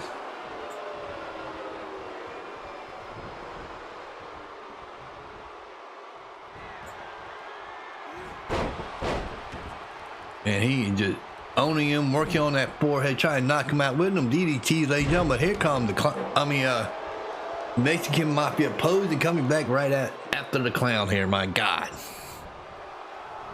he might cost him here, ladies and gentlemen. Go to the high risk district, and the clown don't know where he's at. Or was the clown just playing a little possum here, ladies and gentlemen?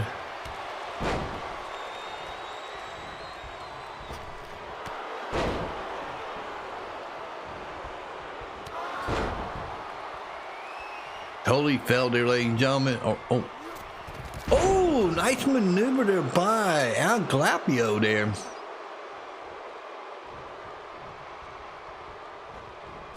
And a punch, ladies and gentlemen.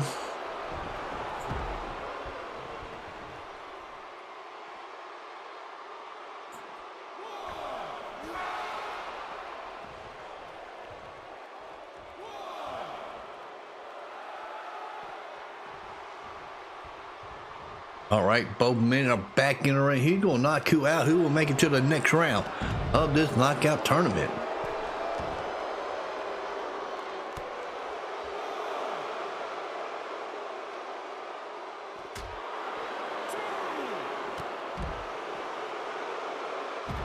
Danny moonsault, ladies and gentlemen. Why the referee even counting for? Ref, it's a knockout matchup. Why you going to count?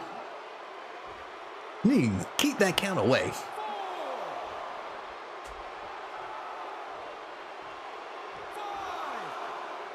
It's supposed to be a knockout matchup.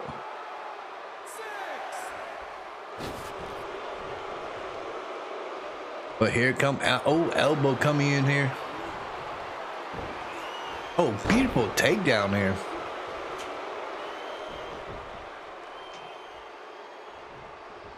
What is Gaupo thinking about? Oh my God, ladies and gentlemen. Beautiful leg drop there.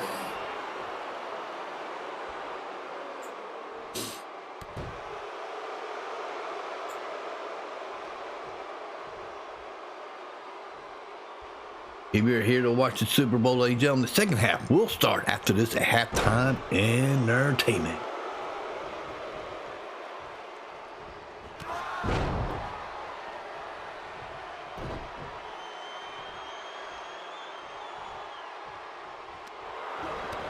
Oh my God.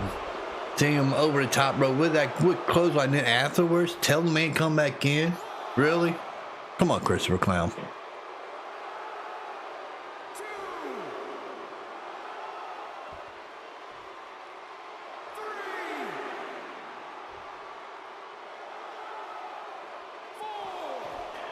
Now Gaupo got back to his feet, back into the ring here. Beautiful Northern Light suplex there, ladies and gentlemen. But which one of these men will knock who out here, ladies and gentlemen? Who ever get knocked out? We won't have seen them till at least Wednesday.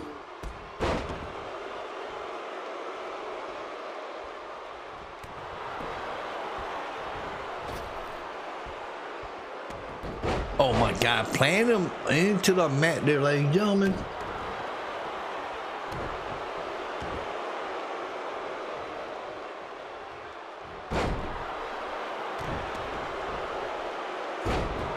Beautiful elbow drop there by Christopher Clown and the crowd on their feet here in LA, ladies and gentlemen. We are in Los Angeles, undisclosed area. These people pay top dollar this be in the arena here tonight. Same will after the Super Bowl, ladies and gentlemen. We'll be back on at 10:45 p.m. Eastern time with 7 great matches and talk about what happened at the Super Bowl, who won the Super Bowl, and everything else, and totally fell there by Gaupo.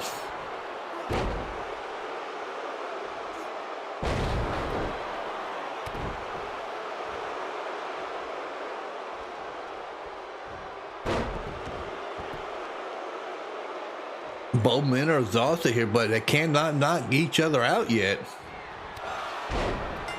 And there's your winner, ladies and gentlemen.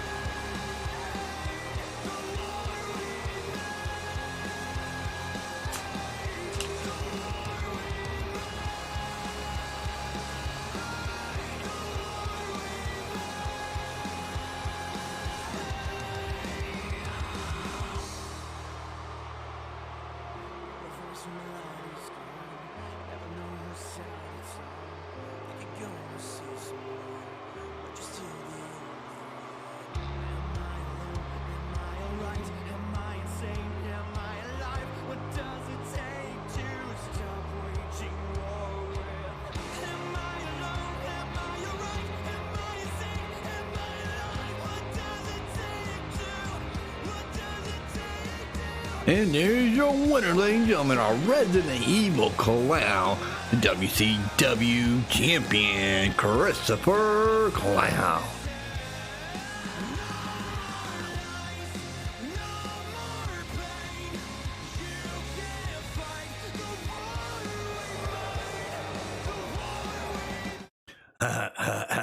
End of this, ladies and gentlemen, that's right, the end of it. And I tell you, I'm going to get another title. And you guys go back and watch the rest of the Super Bowl. I'll see you later.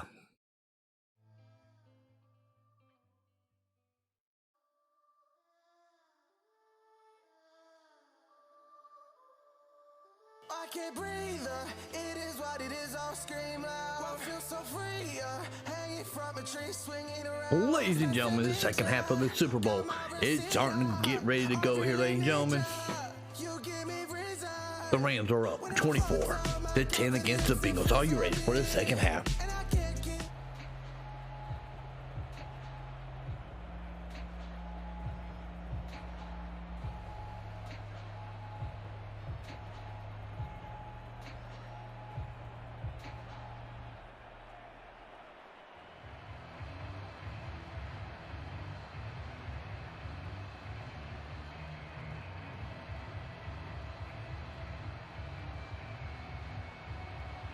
These two teams sat through a longer than usual 30-minute wait, but we're back in action here in this Super Bowl. Here's Powell on the return. And a nice return sets him up pretty good here right at the 30-yard line.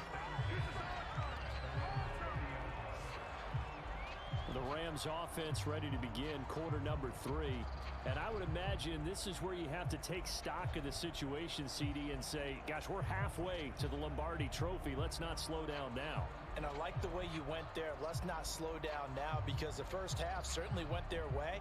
And I would expect them to continue with that type of a game plan. But you're right. You do think back to Super Bowl 54. 49ers had a double-digit lead in the fourth quarter, couldn't hold on. So plenty can still happen. 1st and 10, and kind of tipping their hand at running the ball. 3 tight ends are out there. Now Akers to start the third quarter on the ground. And nothing much materializing there on the first down run. He'll get a couple, and that's it.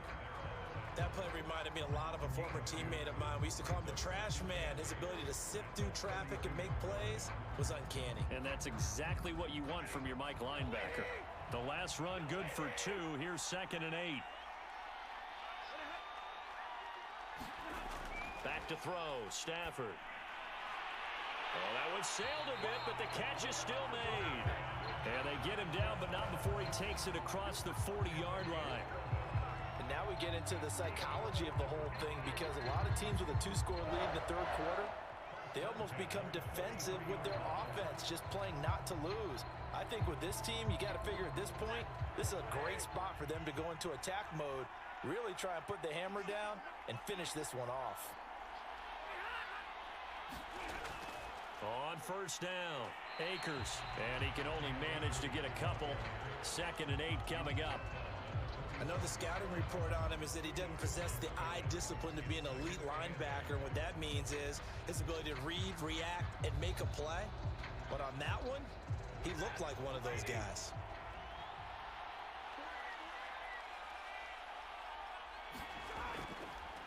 Second down, they'll go with Akers again. And they see right through that defensively as he'll be hit and taken down in the backfield. They give those 2 yards right back, and now they're looking at a 3rd and 10. And that's what this defense is going to need to do more in the second half. Good pressure that time, forces some indecision in the backfield. He's going to wind up being taken down for a nice loss.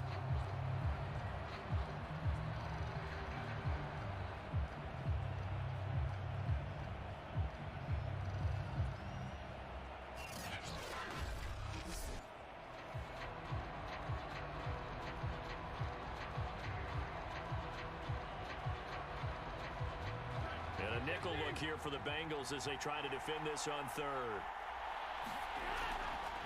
From the shotgun, here's a give to Akers.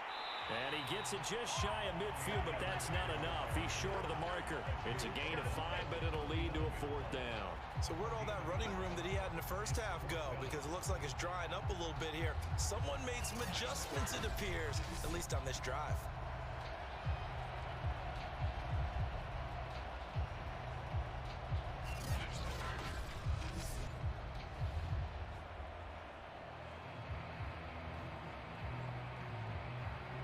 Here's Johnny Hacker now.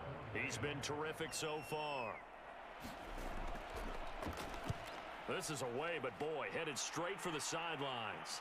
And this will depend on the spot as it sails out of bounds. And they'll say it sailed out at the 10-yard line. And for an offense that is struggling, this is not where you want to start from. Great punt. Fantastic punt. And for all those who wonder, what do punters do during the course of practice each and every day? The best ones do what we just saw there. Work on positioning the football and helping their team.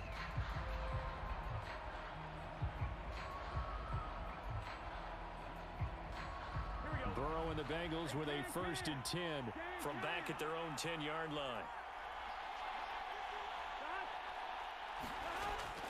They'll start here with a give to Mixon. And not much there at all, as he'll get this only up to about the 11. Just a yard on the 1st down carry, so it's 2nd and 9. They know that old expression, it's not my night. It hasn't been his so far. I don't know if the legs are a little bit heavy. Sometimes having to hang out all day and play doesn't exactly play to your advantage, but it's been a tough go for him. And every time he looks up, somebody's there defensively. That was the same case on that play. Flush to his right, and he'll protect himself at the end here as he winds up getting pretty decent yardage. Give him 6 on the play, and that'll make it 3rd down. Partner, he was going through his progressions. Not there, not there. After about the 3rd one, he decided he better pull it down and run for it. And he slides down and avoids the hit for good measure.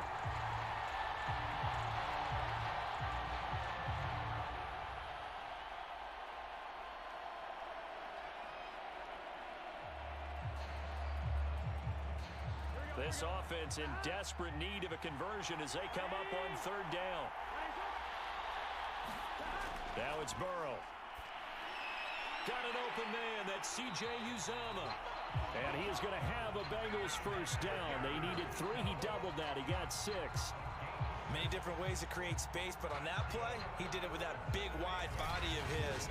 Didn't get a whole lot of yardage on the play, but it did what it was supposed to. Pick up a 1st down.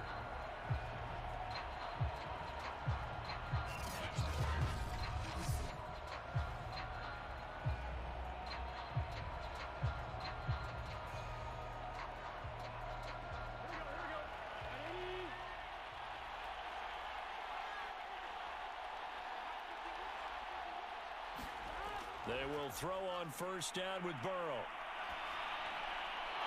And this is going to fall to the ground incomplete. That very nearly their 4th pick of the game.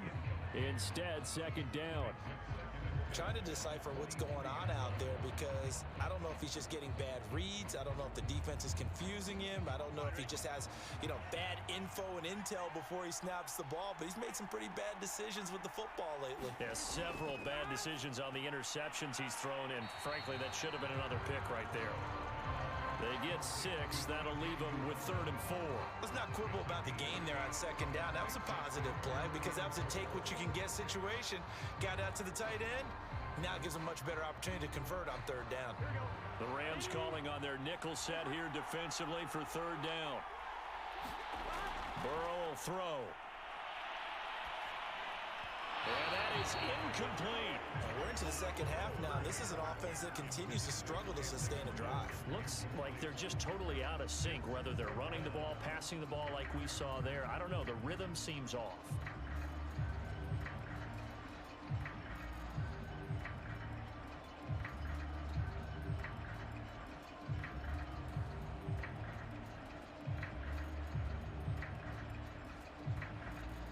Here's Kevin Huber now as he's on to punt for Cincinnati.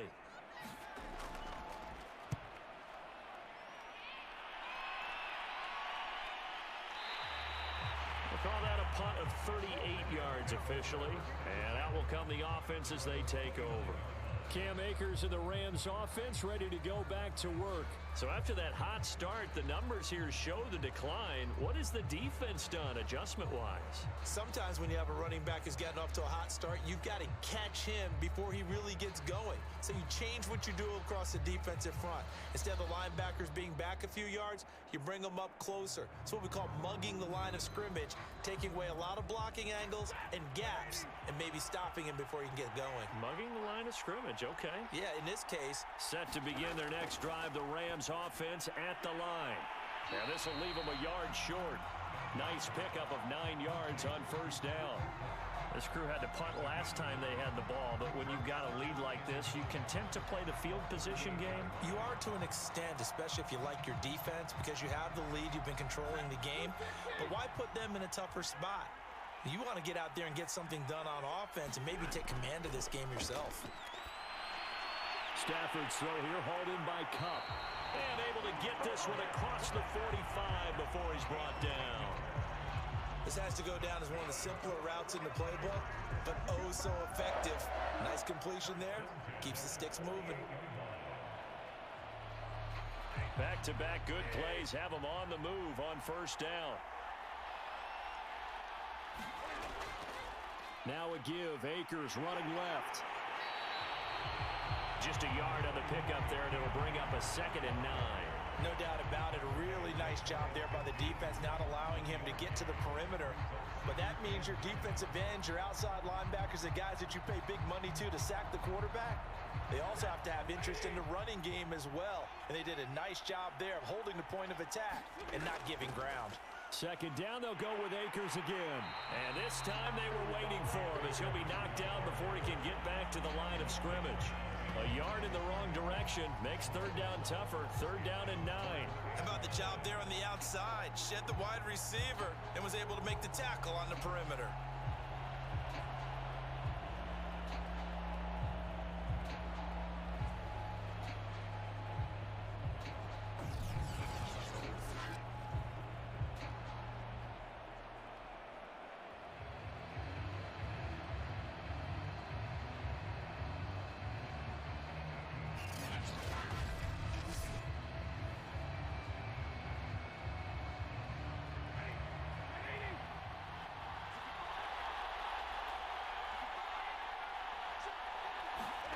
Throwing on 3rd down, Stafford. He'll get this to Akers out of the backfield. And he'll only get this to about the 44 as they stop him short of the line to gain. Well, the screen gets 7, but it's not enough, and it'll be 4th down. And that doesn't have to gain big yardage to be an impactful play, because if you get those pass rushers second-guessing themselves, that they might get hit with a screen, maybe you can wind up slowing them down just a step. And if you do that, that's a win for that play.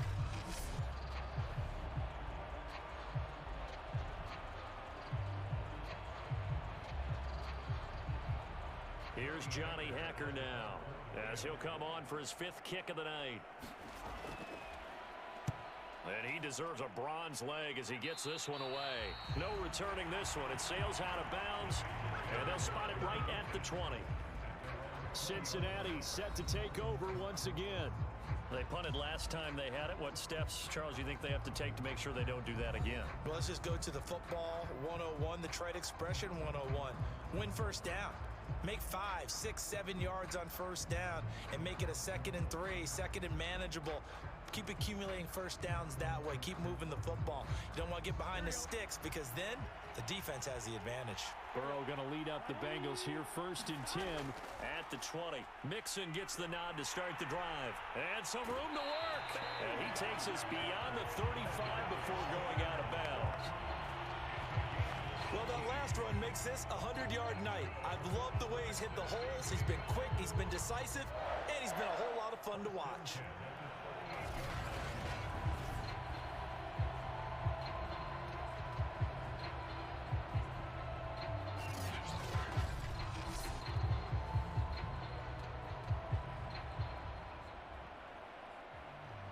From all the way up at the 38 now after a good start to the drive.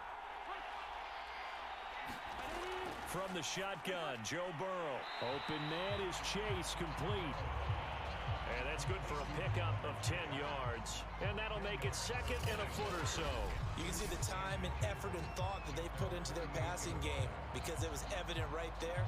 It looks like a simple pitch and catch, but you and I both know that they have planned for this and worked hard to make it happen. A good gain on first has him set up with 2nd and just a couple of inches now from the 29. Now they go play action now. Burrow. And he'll go right back to chase. That's caught again. And this is going to be another first down as the tackle's going to be made at the Rams 40. It's taken a while for this offense to get going. A little creaky at the start, but they're oiled up now. A nice throw there, and they're really putting together a good drive. So from Rams territory now, it's 1st and 10, right at the 40. Burrow going to give this to Mixon. And a pretty good run there as he gets 7 down to the 33. Well, no matter how they phrase it, staying on schedule, staying ahead of the sticks, whatever you want to call it, 7 yards on first down, that fits the bill. So they'll come up after the gain of 7 on a 2nd and 3. Now it's Burrow. He'll air this one out for Boyd. And that one a little too high as it's knocked away and incomplete. This defense is continuing to contest every deep ball that is thrown downfield. And look, it doesn't matter whether you're playing man or zone. Eventually that becomes man on man. And you've got to trust yourself and go up at that moment of truth and make a play on the football. This offense in desperate need of a conversion as they come up on 3rd down. Here's Burrow. Oh, he'll let one go deep for Higgins. And for the 4th time tonight, it's an interception. Picked off down at the 2 and to the 12. That's where it stops. The return is halted at the 12-yard line. Well, I tell you, Brandon, this ball's intercepted, but it is 3rd down. So the silver lining is that since this is so far down the field and there wasn't a big run back associated with it, really this kind of works like a punt. It's not an altogether bad result. Here comes Matthew Stafford now to lead his offense back out there. How do you think he personally is evaluating his game so far? He was pretty good in the first half, been good so far here in the 3rd quarter. He's got to like it, right? Not looking for the dramatics here. Not trying to set the world on fire in terms of stats. It's almost like you're driving. Hands at 10 and 2, alert for anything out there, watching for trouble on the road, and making sure you get the team home. The bus driver. See if he can drive the bus here again on this drive. On 1st down, Stafford here. Oh, he shifts past him. They'll contain him to just 4. 2nd down. Boy, that was certainly well-read defensively. And the key to any screenplay is space to work. And there was none to be found there. And they tackle it for just a short gain.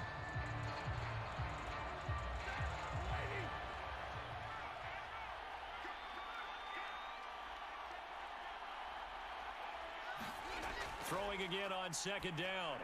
Stafford over the middle. That's hauled in by Cup. And he works it across the 25 before being tackled. And that's a more than acceptable read right there because it's zone coverage. So timing is everything. This time he waits for his man to come open, puts it right on him, and they pick up a 1st down.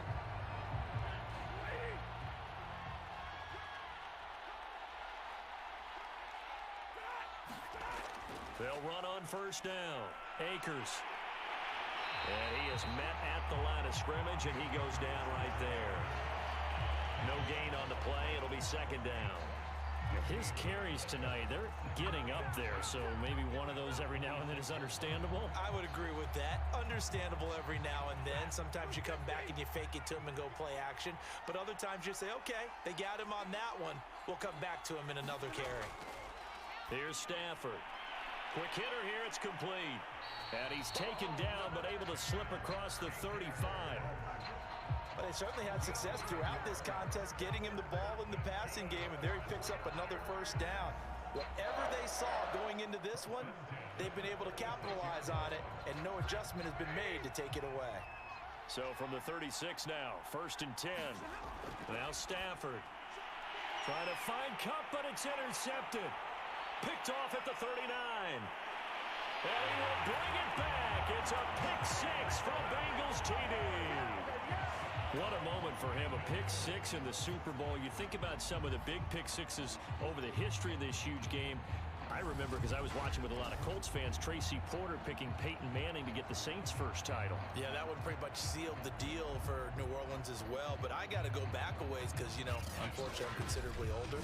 Herb Adderley, the Green Bay Packers, got it all started. The first pick 6, Super Bowl II against the Oakland Raiders, and some of the better ones that were out there.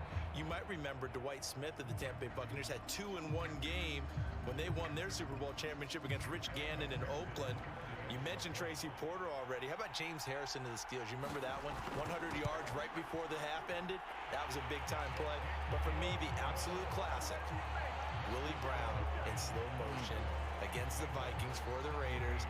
The grand old man, Willie Brown, 75 yards. You recall them all. What a play here. Another pick six in the Super Bowl.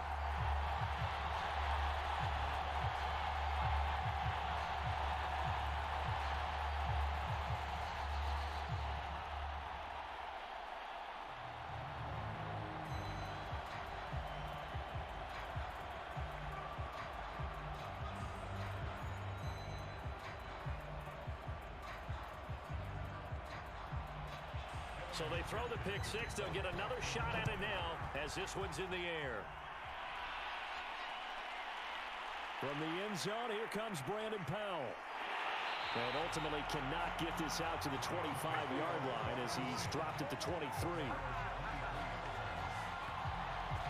Getting set to go again, Matthew Stafford trots back onto the field. A solid first half for him, and so far a good start to the second half. And I'm going to try not to go overboard with praise here, but I can't help it. He is playing so well. Really accurate with the ball, finding guys open downfield, and finding the end zone 3 times. That'll help offset the 1 interception. Absolutely. Just that one pick with the 3 touchdowns so far.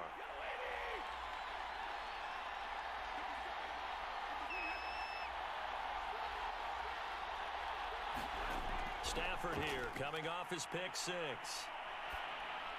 He'll get this one to Cup, complete.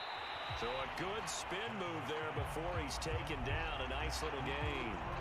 Give him 10 yards on the pickup, and it'll be second and very short.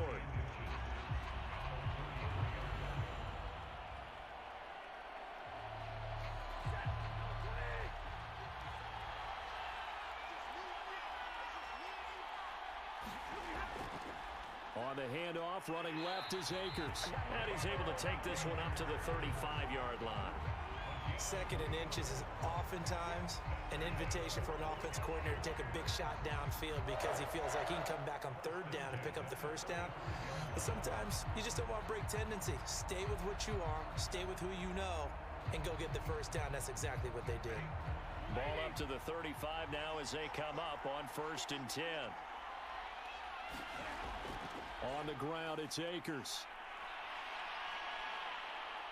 And he's going to get a solid gain of 9 before being brought down. Second and right at a yard.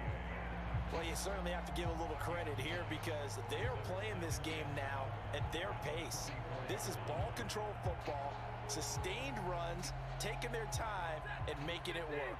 The last run got 9. That leaves him with 2nd and a yard.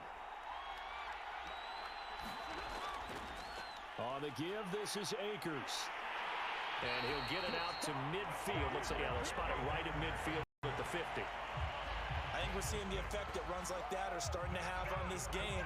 They're a little bit slower, that front 7 reacting to the football, almost like body blows in boxing, slowing them down, and they're really starting to take over in this game.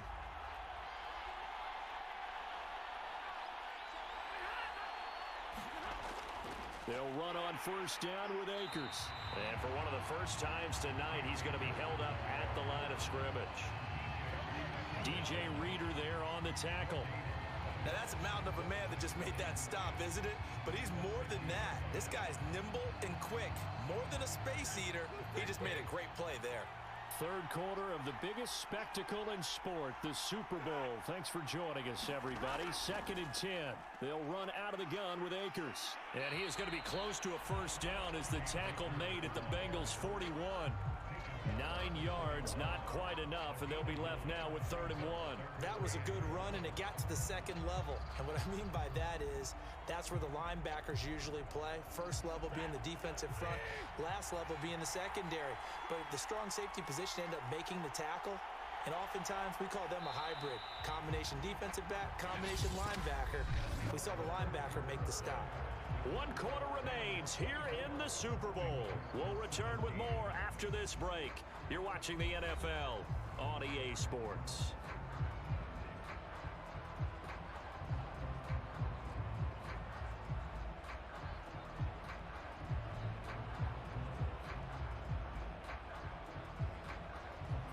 Rams on 3rd down. They've had their troubles, just 1 for 6.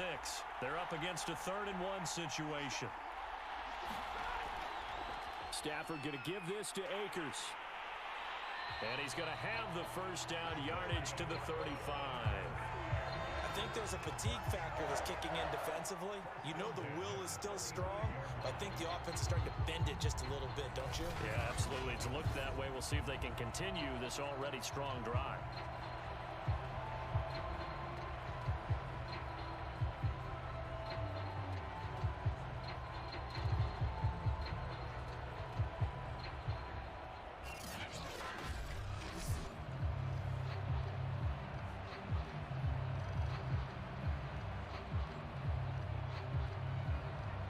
So signs of life in what's been a dormant offense in this second half. Here's 1st and 10. Stafford popping this forward. It's a jet sweep. And brought down, but not before they're inside the 25. It's a gain of 11 and a first down L.A. Just a simple tap pass, but it pays off in a big way. And sometimes the simple stuff causes the most problems for a defense because there's a breakdown in communication there. When that receiver goes behind the line of scrimmage and it looks like he's going in motion, someone either has to go with him or he has to be passed off to another defender. Somehow they didn't get that communicated well, and it turned into a nice play. And able to get him down, but he does reach the 5. Another nice pickup through the air, and I think a lot of people might expect him to run the ball in this situation, Brandon, but with this lead, they're electing to throw the football. Swings, slants, quick outs, things that they consider safe.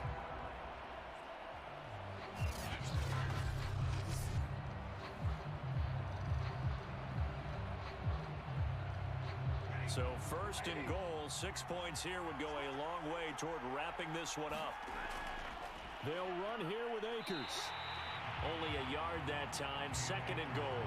Be interesting to see now what they do offensively down near the goal line after not much there that time. As the offensive play caller, that may change your sequence now. Instead of coming right back with a running play, you may have to go to the air. And the ball smack dab on the 5-yard line. Here's 2nd and goal. From the gun, here's Stafford. And he is going to go down. Back at the 11-yard line. DJ Reader breaking through to get him to the ground. It's a loss of 7. 2nd goal, last thing you need to do is get pushed backwards to take a sack. But he couldn't find anywhere to go with the football. Had to eat it and ended up on the ground.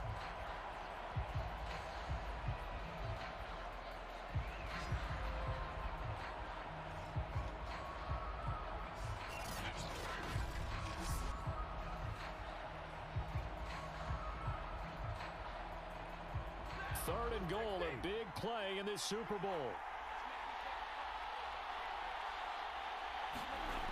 Now Stafford. Looking end zone, but it's incomplete. Let's give this defense some credit now. They let the guys get downfield, but when push came to shove, they stood their ground, and now they'll likely force a field goal attempt.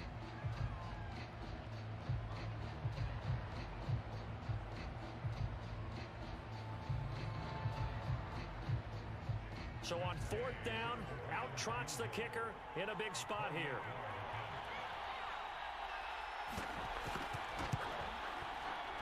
And Gay knocks this one through. And that will extend their lead even further.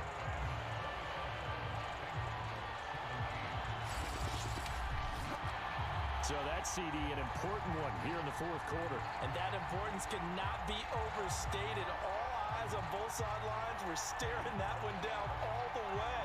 The significance is that they made it a 2-score game. Still lots of time left to go, but likely that was their goal at the start of the drive. Get 3 points, make it a 2-score game, and they were able to get it done. After the made field goal, Gay back out there to kick it off. Fielded just outside the goal line. And he won't quite make it to the 25.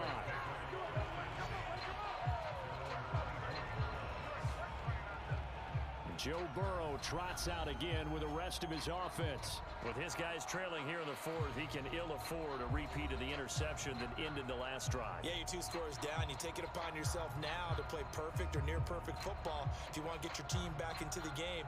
But it's also tough to do when you're trying to avoid errors, yet still play perfect football. Burrow and the Bengals with a 1st and 10 at their own 24.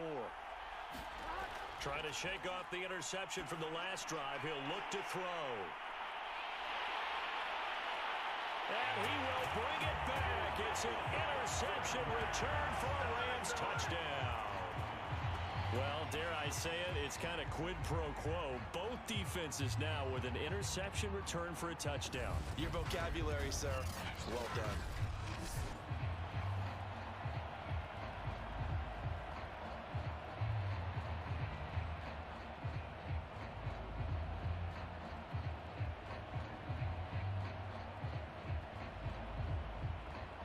Here's Gay now to add the extra point.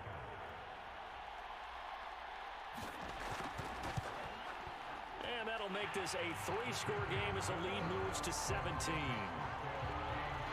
So the defense creating some points, not only getting the interception, but then returning it to the end zone for the pick 6.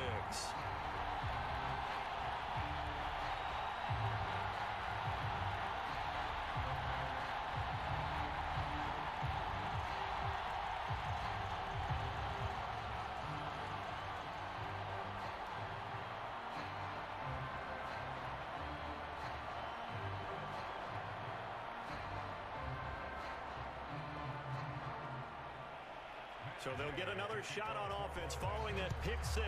And now the kick is away. Taken in at the 3. And they will wrangle it down a couple yards shy of the 30. Here again comes Joe Burrow and the offense for the Bengals. So, Charles, there are the numbers. What's happened here? Defensive adjustments that's caused him to sort of fall off a bit? I think so. That has to happen. You've got to make some changes because in the first half, they were pretty effective. But the second part is sometimes when you're doing really well, you get off your game a little bit. You get off the gas a little. You're like, okay, we've got this thing. And that's not necessarily the case. Maybe right now, someone just needs to tell a joke in the huddle, loosen things up, and get their big guy going again. Well, it was hit as he threw it there, and that one winds up incomplete. But we've talked about it, CD, but it bears repeating. They are struggling to throw the football. All the interceptions and more incompletions. It just doesn't look like things are in sync out there. I would agree with that, and it's not a good day when you feel like an incomplete pass is almost a win for you because it wasn't intercepted. And I think the receivers now, when they're running their routes, they want to catch the ball, but they also want to make sure that the defenders don't take it away. Throwing again on 2nd and 10. Burrow.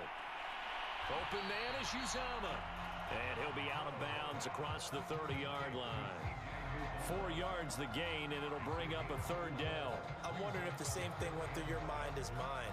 When I see a big man like that make a catch, all I keep thinking to myself is, big man with football. Look out, everyone. He may not juke you a whole lot, right? He may not run past you because of his size. You're talking about a guy weighing in the 270 range. But, boy, once he gets his mitts on the ball, he's going to be tough to bring down.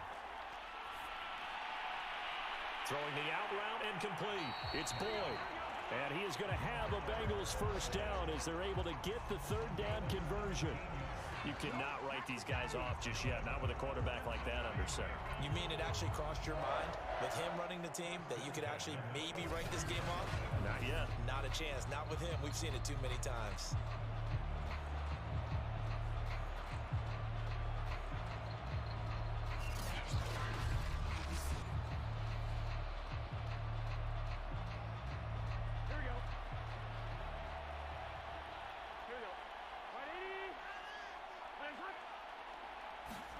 Now Burrow on 1st down.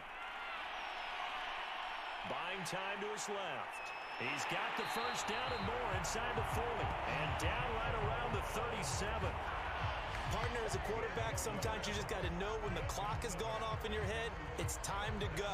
Tuck it and get all you can.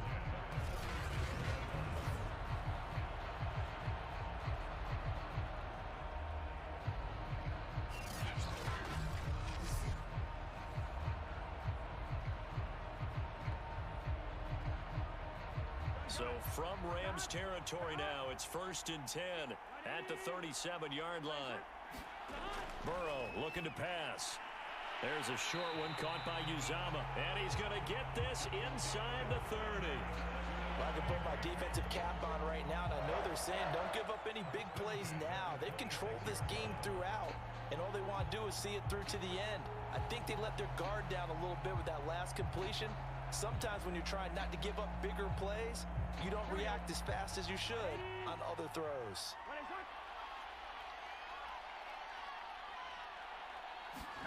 First down, here's Burrow. Over the middle, he finds Higgins. They get him to the ground right on the cusp of the red zone after a pickup of 5 or 6.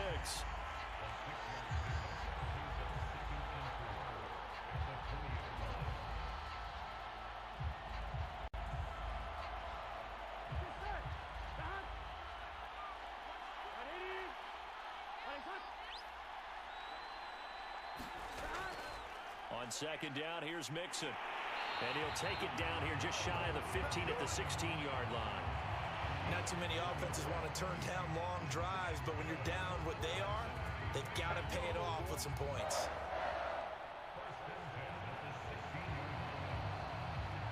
So the ball down to the 16 here for 1st and 10. Out of the gun, it's Burrow. Firing quickly here, and that's complete. And he will reach the 5-yard line before going out of bounds. When you get a big tight end like this, sometimes it takes more than one man to bring him down.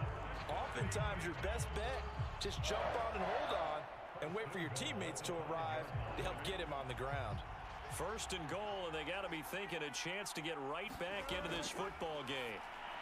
The quick slant caught. That catch good for only a couple. They gave up the completion there, but this is what zone defenses count on. Catching the ball and not much run after the catch.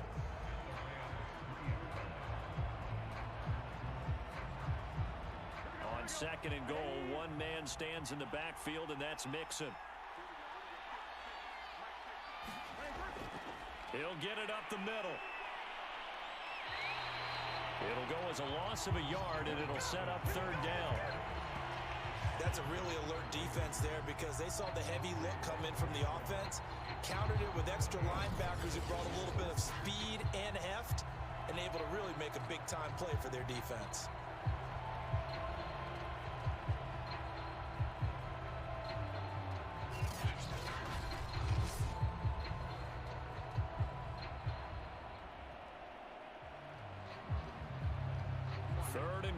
This LA Rams defense will try to bow up once more.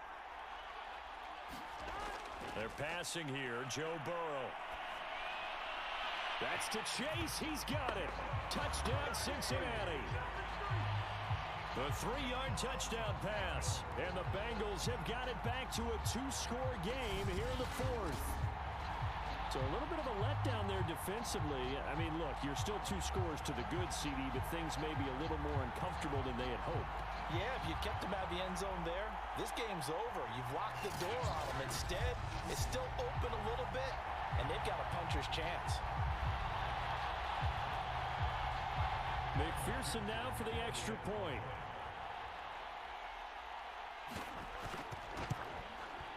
And the lead is trimmed down to 10. So that one a long 11-play drive. And it ends with a Bengals score.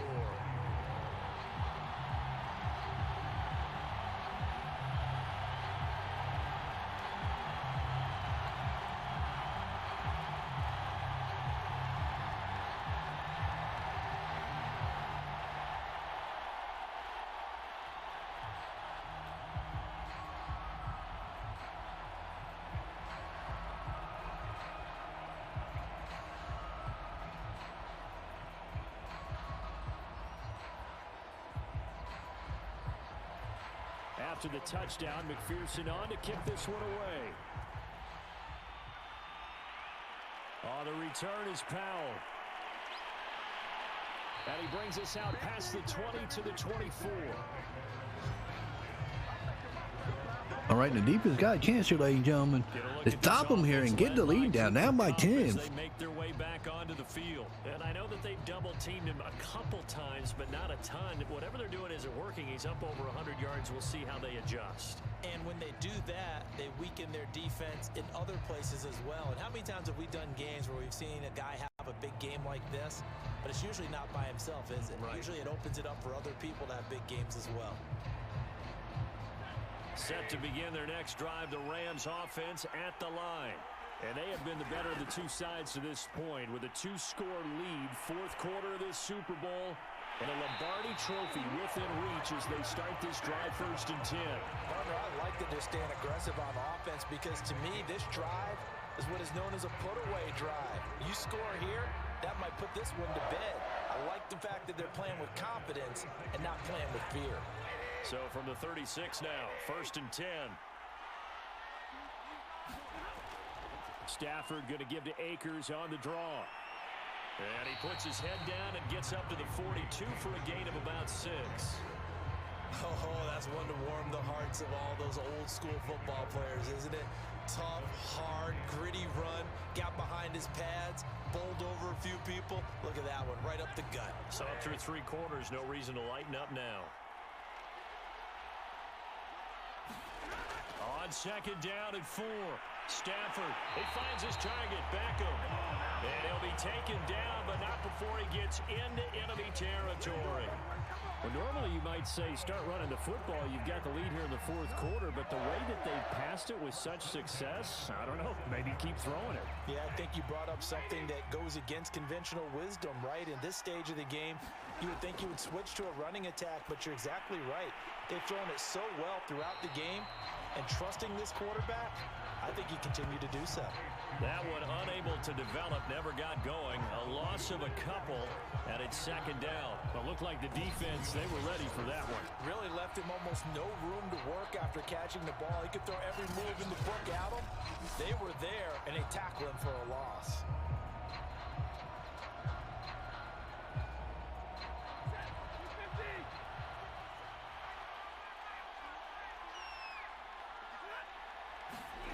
Looking to throw again on 2nd down. Stafford. Oh, no, he lost the football. And the Bengals have recovered it.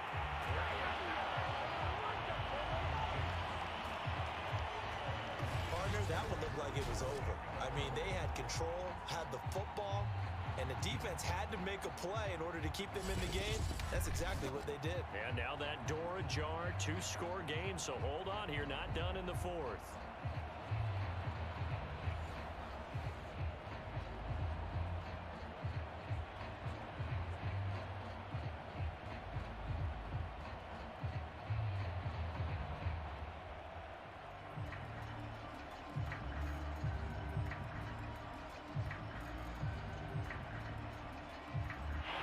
And now before the ball changes hands, they're going to take a look at this just to make sure that they have it right.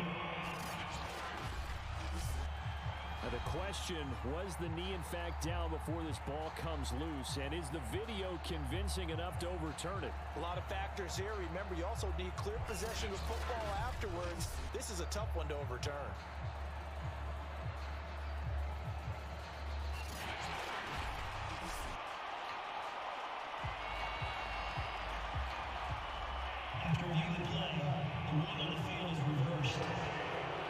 So that challenge, a successful one.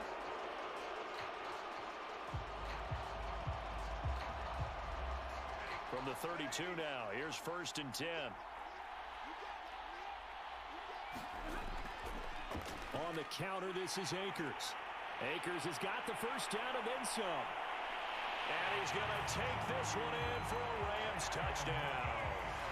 Cam Akers, 32 yards. And the Rams are starting to pull away in the 4th quarter of this Super Bowl. Boy, missed tackles continuing to plague this defense, and they surrender another big play and a touchdown here. Yeah, by my count, at least 2 guys had shots at it, maybe even more than that. But this defense, they've looked out of sorts all game long. That was definitely not one of their better efforts right there.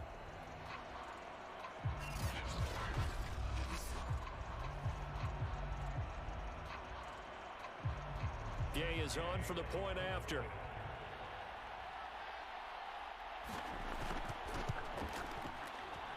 And he's been a busy man, 5 for 5 now as he knocks another one through to extend the lead. So they hit pay dirt on just one play. The long run, the scamper, and a very nice scamper into the end zone for the touchdown.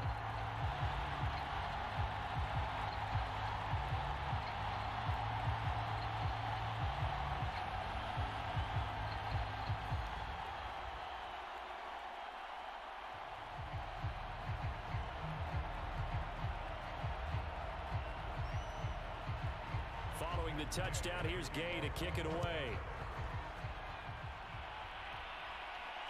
Taking it about the 1. And he'll go down as this drive will start at the 25-yard line. Cincinnati's offense coming back here onto the field. And their Super Bowl hopes are dwindling here in the 4th. That AFC crown from 2 weeks ago starting to seem like a distant memory. And this one just has not gone as they had hoped.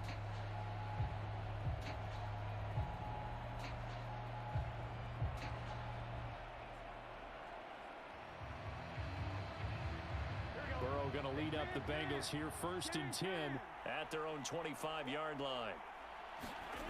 They'll come out throwing here to start the drive. He'll drop this one down to mix it.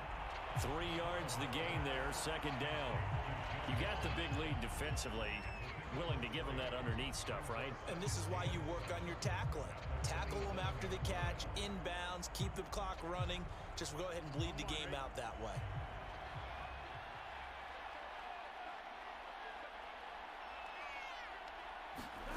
From the 27, Burrow. He completes it to Boyd. And they're able to get this one across the 35. I think it all came together there. In-breaking route. Drove it with excellent pace. Money throw right there to move the sticks. Line of scrimmage, the 37 on 1st and 10. Here we go. Big 13. Big 13. Here's Burrow setting up to throw it. Throw right side, pulled in by Higgins. And he slips up past the 45 before being tackled. But one of the ways that quarterbacks keep all the receivers alive in a play, never lock in on any one guy. Make sure you keep your eyes moving, scan the field. And here he finds the open guy for a nice pickup. They'll look to throw again. That's caught by his tight end, Uzama. And he is down at the 48. A pickup of 4 that started at 148-yard line and ended at the other. I know exactly what's going to be said about that play from the defensive perspective. What's that? That's why I tell all you guys we need more than one tackler to the ball. He broke the first tackle. Luckily enough, there were more people there to get him down.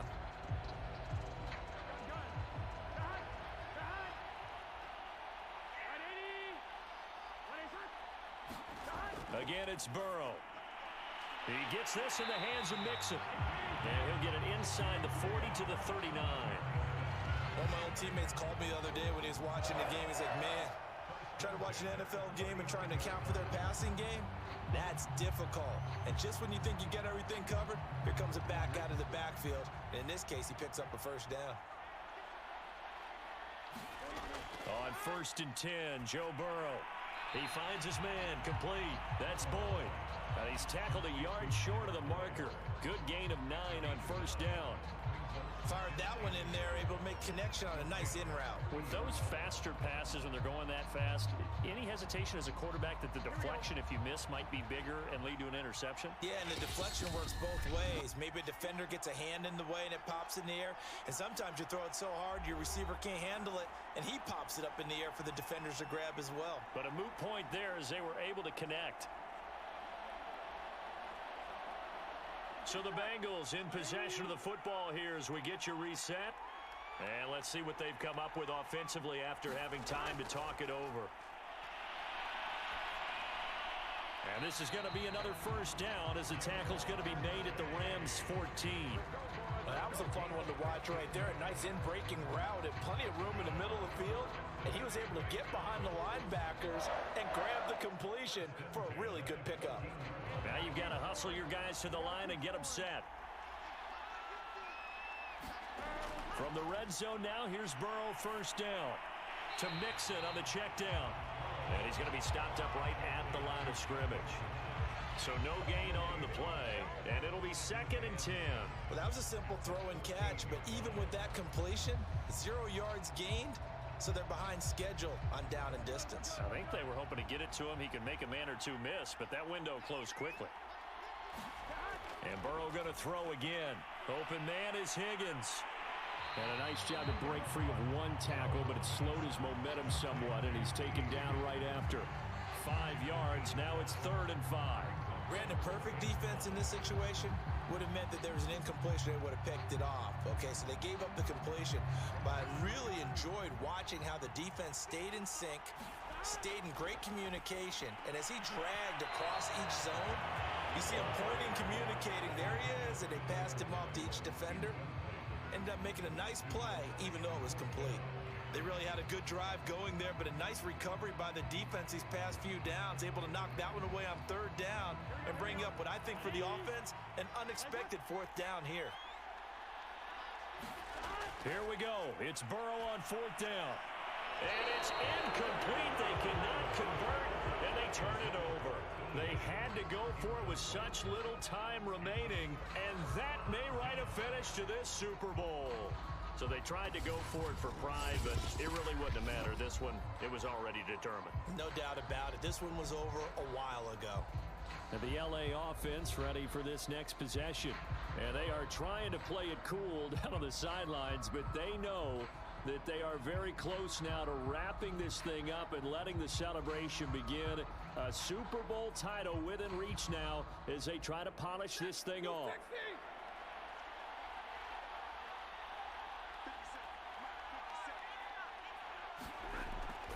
They'll begin on the ground with Akers. And he'll find some room to get this up to about the 14. And the tackle there by Jermaine Pratt. That's a really good gain right there. They pick up 5 yards halfway to a first down. The only problem now in the huddle, everyone's going to want to touch the football. Be a lot of chattering now because they've seen that they can move the line of scrimmage.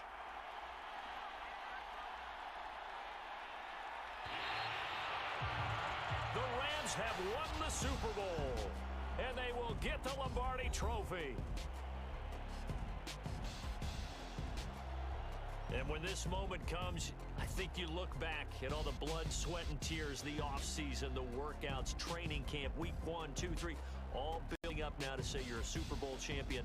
It's worth it. It certainly is, and rarely do we have a team that hoists the Lombardi Trophy that didn't have their share of bumps along the way, didn't have to face some adversity in the journey, and now they get to just enjoy it and revel in it. And all offseason, they'll be signing their autographs with Super Bowl champion underneath it.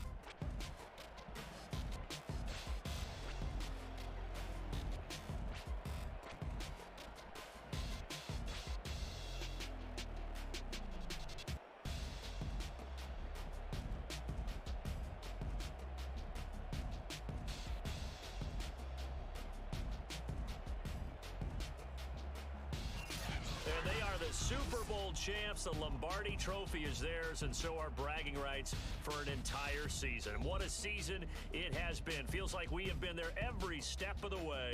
Our entire crew doing a wonderful job.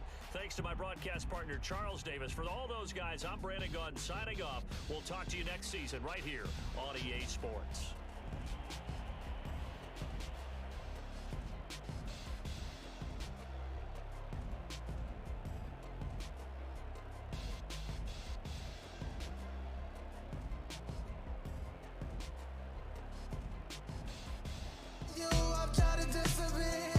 All right, ladies and gentlemen, you just seen it here, ladies and gentlemen, on the Fight Channel. What a domination by the Rams, ladies and gentlemen, in their home stadium. They won the Super Bowl, ladies and gentlemen. Their second ever, ladies and gentlemen. Will they be able to do it when the Super Bowl start later on tonight?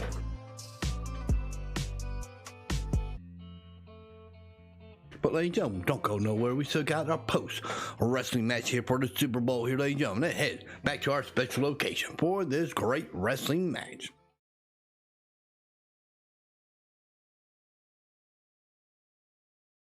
All right, ladies and gentlemen, welcome on back in here, ladies and gentlemen. We got Miss Amos coming by her husband, Sean Paul against Gabby Ortiz, ladies and gentlemen. Let's head to the arena for the last time on this Super Bowl show, ladies and gentlemen.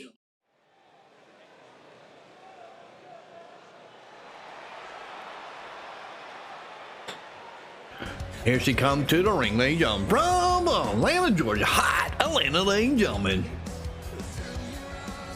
Coming by her husband, Sean Paul.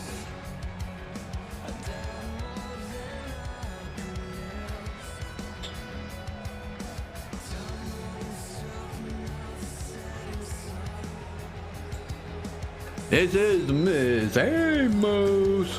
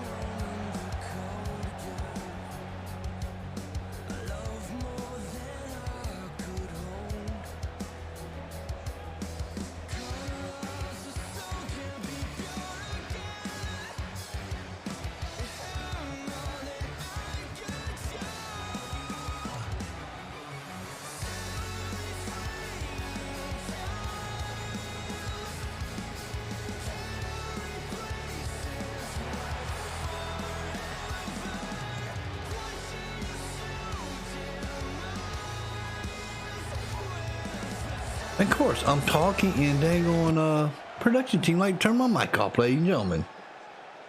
Make me look like an idiot. But ladies and gentlemen, come to the ring. She's the gift of Gab. This is Gabby Ortiz. But like I was saying when my mic was turned off, ladies and gentlemen, we will be back on at 10:45 p.m. with our After Dark edition of the Super Bowl, ladies and gentlemen. We'll be talking about Super Bowl, who won, who's the MVP, and all that good stuff, ladies and gentlemen. And I also have 7 great wrestling matches for you here tonight. Because we are on our road to Lockdown Pay-Per-View for February 19th at 4 p.m. Eastern Time. That's next Saturday. Yep, next Saturday.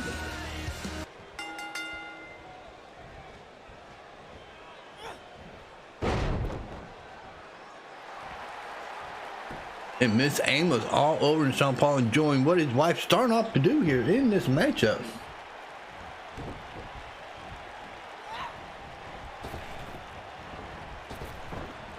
Oh, got caught the strength by Gabby Ortiz, ladies and gentlemen.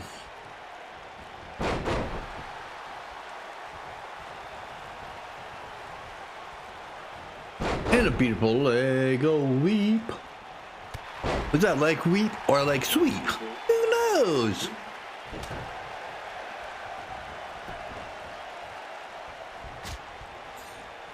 Woo!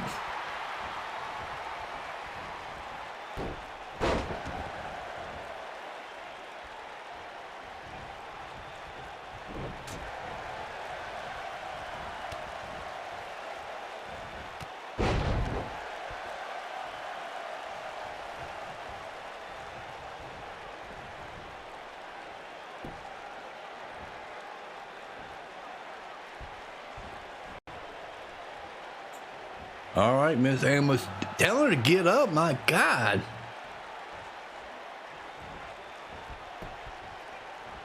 Into a beautiful uppercut, ladies and gentlemen. Ladies and gentlemen, if you missed any part of the Super Bowl, will be on our VOD. And it also will be going up on our YouTube channel later on tonight. I believe around 8 p.m. Hopefully, we'll be all time stamped with the 3 wrestling matches in the Super Bowl all together, ladies and gentlemen.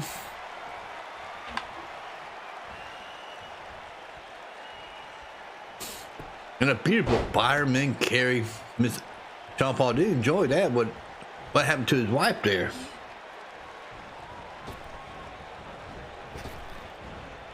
Oh, totally duck under that. Gabby Ortiz fell face first on the mat, and she getting stretched out here. Now John Paul enjoying what's going on here. That's right, enjoying what his wife is doing here, ladies and gentlemen. What a supportive husband he is.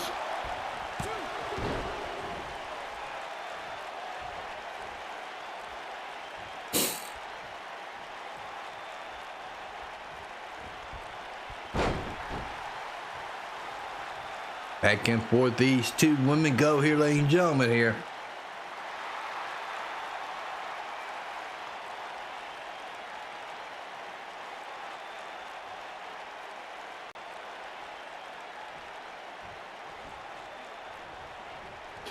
Elbow to the gut. Gabby get out of that predicament.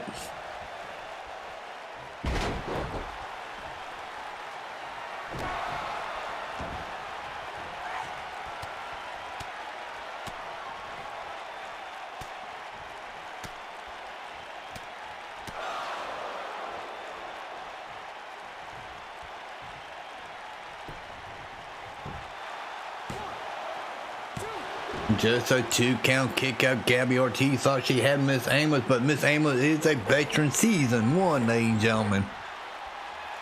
And Gabby Ortiz just came here on season 3. I mean, oh, what a slap!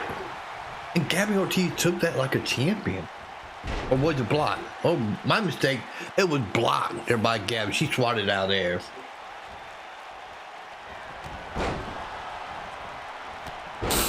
But she is picking up steam here, ladies and gentlemen. John Paul is not enjoying what's going on here. Might take his wife back after she loses her and give her a back massage. You know, Valentine's Day is tomorrow, ladies and gentlemen. That's right, our Monday show will be a special edition, ladies and gentlemen. It will be Valentine Massacre.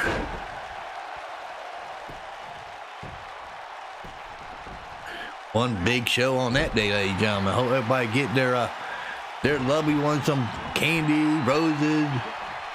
Take them out to dinner and come by. Check out the Fight Channel on Valentine's.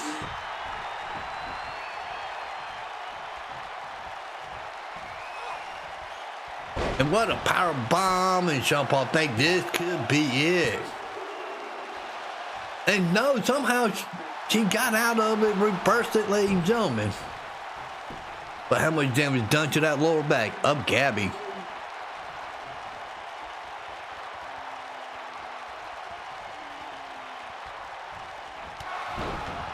Uh-oh. This Amos picking it up, going duck. Oh, no, heel kick. I thought she might be getting that other clothesline in there, but nope.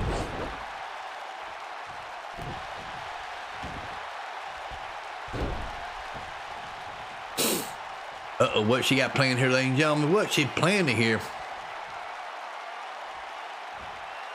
Oh, no, it's sliding off the back there, ladies and gentlemen.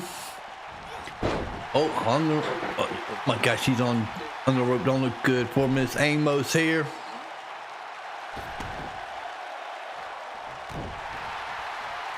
What is Gabby?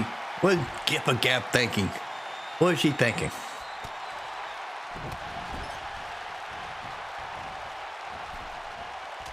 Uh-oh. No, Miss Amos. No, please don't do this. Crowd, don't root her on, please.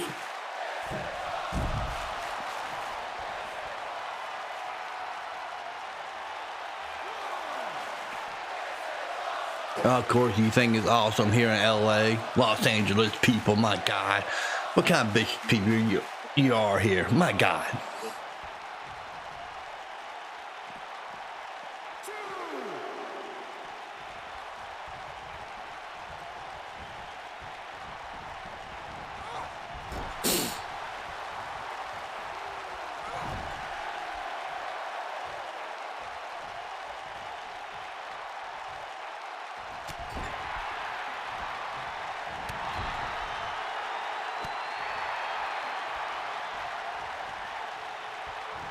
Oh, what a backslide slam. 1, 2.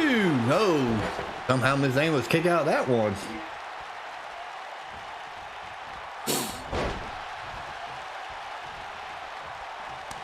And what a slap, ladies and gentlemen.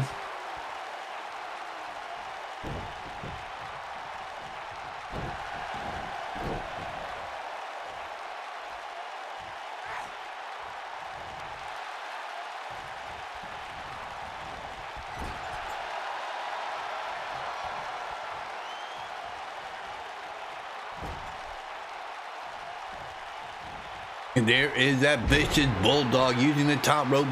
Look at as awesome Miss Amos is. And taking her time to drag her into the middle of the ring could, and it might not be it, ladies and gentlemen. Might be.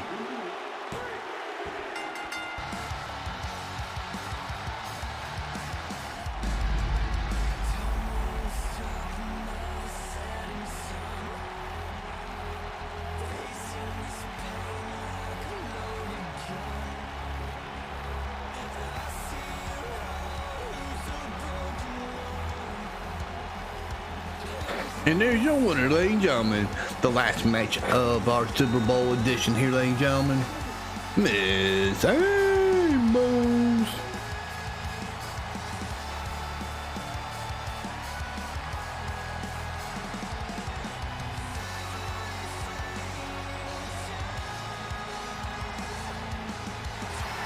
And congratulations to Miss Amos getting the victory here tonight, ladies and gentlemen.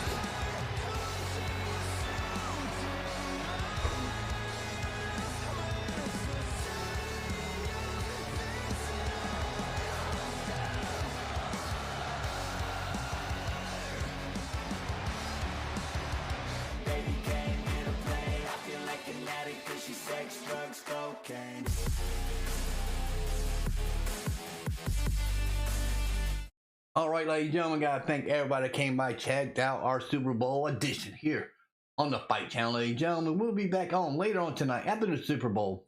Hope we'll see you then. We're gonna have 7 great matches. We're gonna talk about the Super Bowl and all that good thing that happened, ladies and gentlemen. If you can't make it, we'll be back on our Monday show at 4 p.m. Eastern Time, ladies and gentlemen. Heading to our last week to the road to the pay-per-view next Saturday, ladies and gentlemen, or this Saturday, what do you want to call it? February 19th. But ladies and gentlemen, I thank everybody came by, chit-chatted, viewed the channel, and all the lookers out there, ladies and gentlemen. We love you all the same. Going in and out of our show like we always do, ladies and gentlemen, with a 10-bell salute to honor all our men and women wrestlers that passed away, and all to our men and women military personnel that never made it from home, ladies and gentlemen, from war. We see you later on. See you then. Peace out.